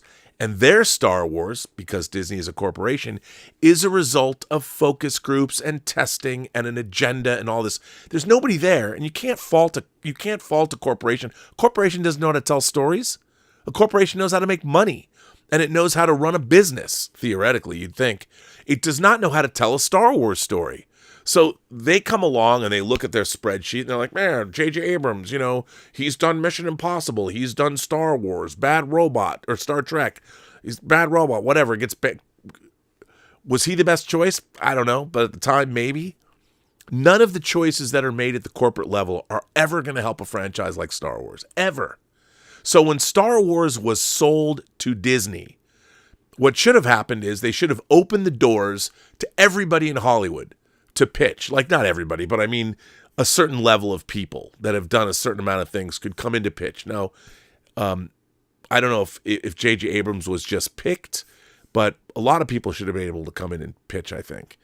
And they should have come up with ideas. I would have had a story group that would have scoured the previously existing expanded universe, or now the Legends universe, and say, here's what we should adapt. These are all great stories. What was the MCU doing? The MCU was going back and they were using, look, is the Winter Soldier the exact adaptation of Ed Brubaker's Captain America run? No. But there's a lot that they took out of that run, and there's a lot of great stuff that came from it, like what happened with Bucky. And they were able to put that over multiple movies, and we're seeing Bucky more next week. And we first saw Bucky in Captain America, the First Avenger. And Sebastian Stan has been part of the MCU for all that amount of time, because basically they had somewhere to take Bucky. So why didn't they do the same thing with Star Wars and look and go, hey, we have all of this stuff that's existed all the way back to the Marvel Comics run. You know, it was all there. But in the corporate movie world, the world of Kathleen Kennedy, she doesn't know fuck all about Shadows of the Empire or Dark Empire or whatever empire. You know, they don't know anything about that. But they should have. But no one's paying attention. No one's going to pay attention to novels and comics. No, we need real screenwriters and real people to come in and make these movies. That's what we need. So, all these incredible stories that could have been the basis for a very successful trilogy of movies was jettisoned. They didn't even know about it. And so we as fans are going, this is what you did to Luke? So how can you do anything but hate it? And then we're given this weird pseudo retelling of Star Wars, but everything was kind of dumb or dumbed down. It was dumbed down and amped up. Like, we're not going to give you the Death Star. We're going to give you a whole planet that can fire somehow an energy weapon that can split apart and move through hyperspace. All of that was the most ridiculously stupid shit ever. None of it made a lick of sense. And we're going to give you a character that instead of building the character up, we're just going to make her, she's going to fly the Millennium Falcon. She's going to know everything just right away off the bat. Because anybody can get behind a Millennium Falcon. I mean, if you're strong with the Force tells you exactly what buttons to press. All of it was ridiculous, gobbledygook. And The Force Awakens made $2 billion, and it made so much money domestically because we wanted to see Star Wars on the big screen again. And we were given all this great iconography. Why does C-3PO have a red arm? I don't know. So Bad Robot can benefit from the money? Funny thing is, toy sales were different. I don't think just because they changed the Millennium Falcon's dish from being round to rectangular, they made a ton of money from it.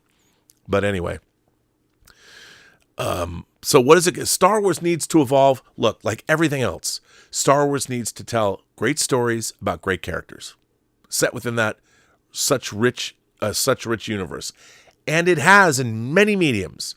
It's funny that animation, once it becomes something that you can watch, like the animation is swept, the Filoni-verse has swept, and I would look at that, the very inception of animation, and I know somebody's going to get mad at me, Brandon's going to get mad at me if he sees me say this, but when you were dealing with the animation, you're immediately taking it down a bit, and you have to make it more toyetic, and you have to make it more kid-friendly.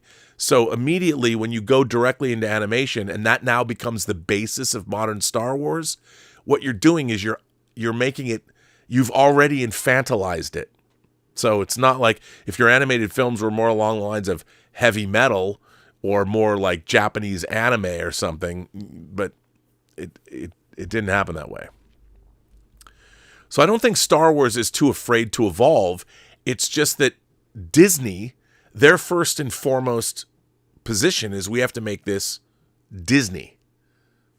And that's tough when you're making a movie about a galactic empire that blows up planets and murders children. So, yeah. Anonymous says it's not that Dave Smith isn't allowed to talk about Israel, but it's that they swear with such authority and infer that Israel has some kind of unusual place or influence over the U.S. government when there is zero evidence for this. That is a very, very good point. I mean, look, man, I was raised Jewish, and I wish that the Jews had all the power that we've been imbued with. We control, the Zionist-occupied government controls the world banking system. We control the U.S. government. Then how come I don't have any fucking money? Where's my secret stash of Jew cash that I get I was bar mitzvahed. My family built a chapel at Temple T. Hirsch Sinai in Seattle, the Schoenfeld Gardner Foundation. I'm not a part of some great cabal. I'm waiting. I've been to Israel. It's great. I loved it. It was like going to Spain. I had a terrific time. Very cosmopolitan place. People of all shapes, sizes, colors, and creeds there. A lot of beautiful people, though, I must say. And yet, this idea that people would just rather believe in all of that. Look, the fact is, Israel is at the front line of a culture clash between Western civilization and the Islamic world. A world that could help if, look, the treatment of people needs to, I think, evolve, and it is evolving.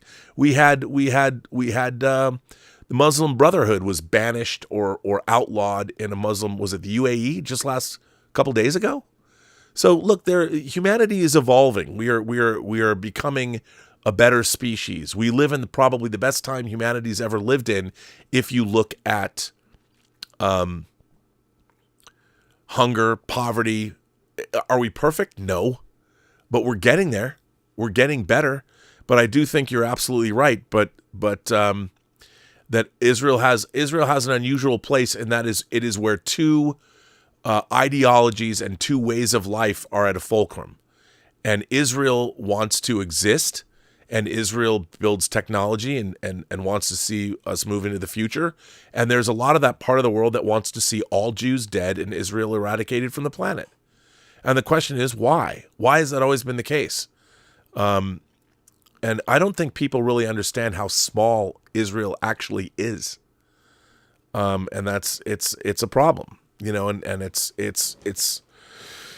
a tough one. It's hard to solve, but I do think that everybody I think if people go to that part of the world, they'll have a much better understanding of what's going on. I really do believe that. So, Stubble McShave says, if I knew you were taking the discussion into the realm of SA, I wouldn't have sent in the last tip that was meant to be a bit glib. It reads bad with that subject in the forefront. Well, no, I think I know you didn't know that I was going to talk about that, but I just said Star Wars in general, because remember, I did start talking about Revenge of the Sith making money this weekend. So, yeah.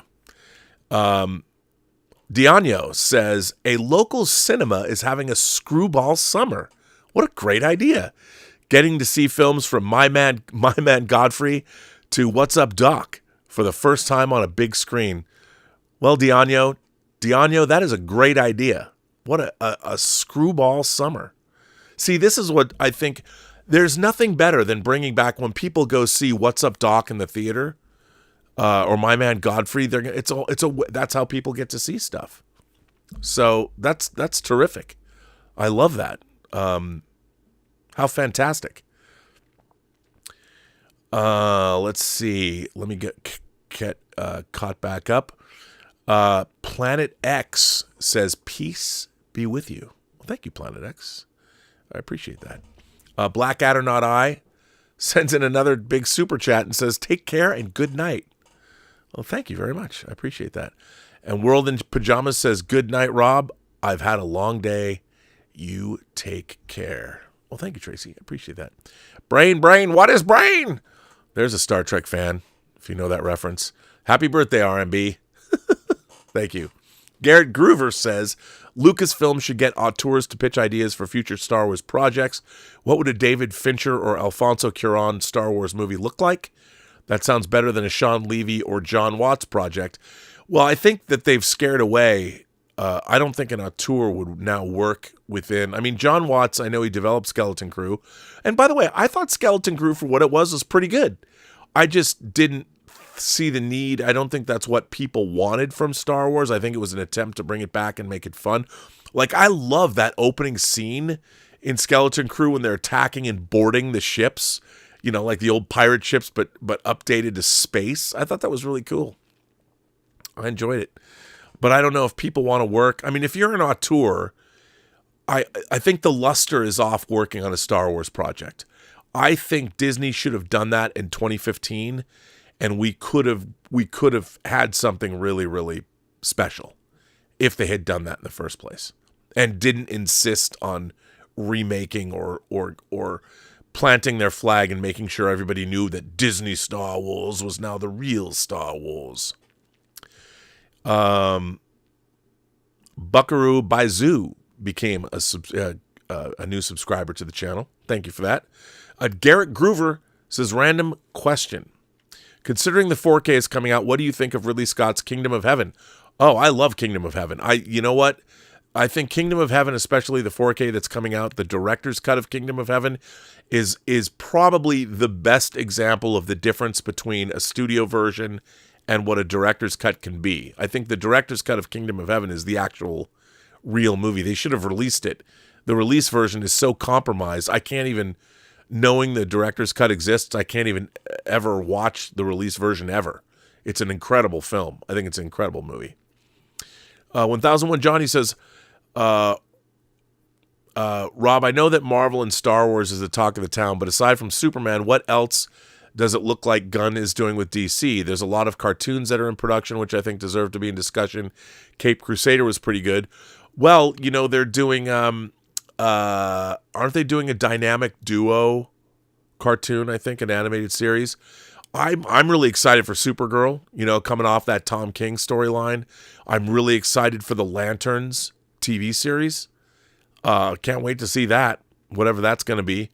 I don't know much about more of their animated slate, but a live-action Lanterns TV series and the Supergirl film, pretty strong, I think. And I'm going to be really... Look, we'll know in July what's going to happen. Roland says, I would like Bryce Dallas Howard to write and direct a Mace Windu movie. Well, we talked about that on the John Campea show. she said she wanted to do that. I think it'd be amazing. I love Bryce Dallas Howard. I've had a crush on her for years because, I love redheads. And she just always has that great smile on her face. And she proved that she's a good director. So, yeah. I don't know about writing. Maybe if she worked with somebody to write a Mace Windu movie, I think it could be very, very cool. 1001 Johnny says, there was an article on IGN, just a fluff piece, about how Wonder Woman seeks to be something that the DC heads want to be doing something with, but after they canceled their video game, the Amazon show is all we have left to look forward to. Well, look, I think the problem that Wonder Woman has now is the last movie was pretty god-awful. So how do you convince somebody that they reboot Wonder Woman? I mean, at least even Man of Steel, it might have been disappointing box office-wise, but it still made some money. And so did Batman v Superman Dawn of Justice. It just cost a lot. And, of course, the Snyder cut of Superman. I thought Gal Gadot's Wonder Woman, I think everybody liked Wonder Woman 1 for the most part. I would love to see a great Wonder Woman series or a movie. I'd love to see them lean into George Perez's. They kind of tried to do that, but lean into his post-crisis run. And there's been a lot of good Wonder Woman runs, so we shall see. By the way, everybody, I did not realize that this show has been going on for 3 hours. A 3-hour tour. We're like on the SS Minnow. I need to jump off of this show because tonight, Elizabeth, the students at La Sierra University are having their student art show, and I am going. So to support Elizabeth and her students. So that said, I'm going to jump off this chat, this show. What a great show. I definitely got my what I've been thinking about during the week out. I want to thank you all for being here. I want to thank everybody for generously supporting this channel via super chats and tips and memberships. We're going to do a member call next week. We are doing Let's Get Physical Media tomorrow at its normal time. Dieter and I are back with more discs and more quips, even though that doesn't rhyme, and I'd love it to. It's fun. It's even if you don't collect movies, it's a fun show to do. I love doing it with Dieter. And, I'll tell you, I did get my Last Tango in Paris 4K. Yes, I did. And it looks great. So we'll see what people think about that is. But anyway, this was a great chat. And I want to thank everybody for the thoughtful nature of, I love reading the comments. I read all the comments that people write on these shows, even though sometimes I don't always interact, but I do read them. I like the thoughtful comments. And look, if you want to take me to task and rip me a new one, that's okay too. I appreciate that. I talk a lot of mad shit, and there's a lot of stuff that goes on. So you are, please do your worst. Say you won't offend me. But if you want to call me a shill, I always think that's interesting. I am not a shill. I do not get paid for my opinion by studios or anyone else.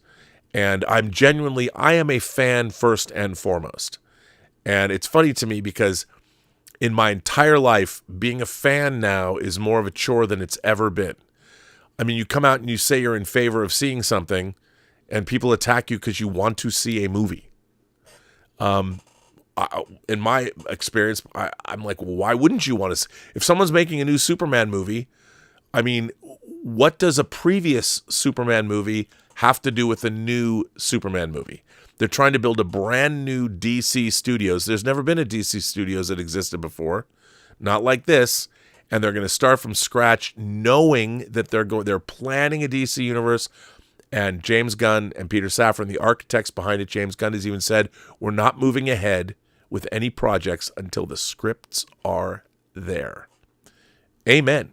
I mean, that's the kind of thing that I want to hear. That said, I'm going to get off this chat. I want to thank you all for being here. And remember, every person you meet has a story to tell that you have yet to hear. And all you have to do is listen.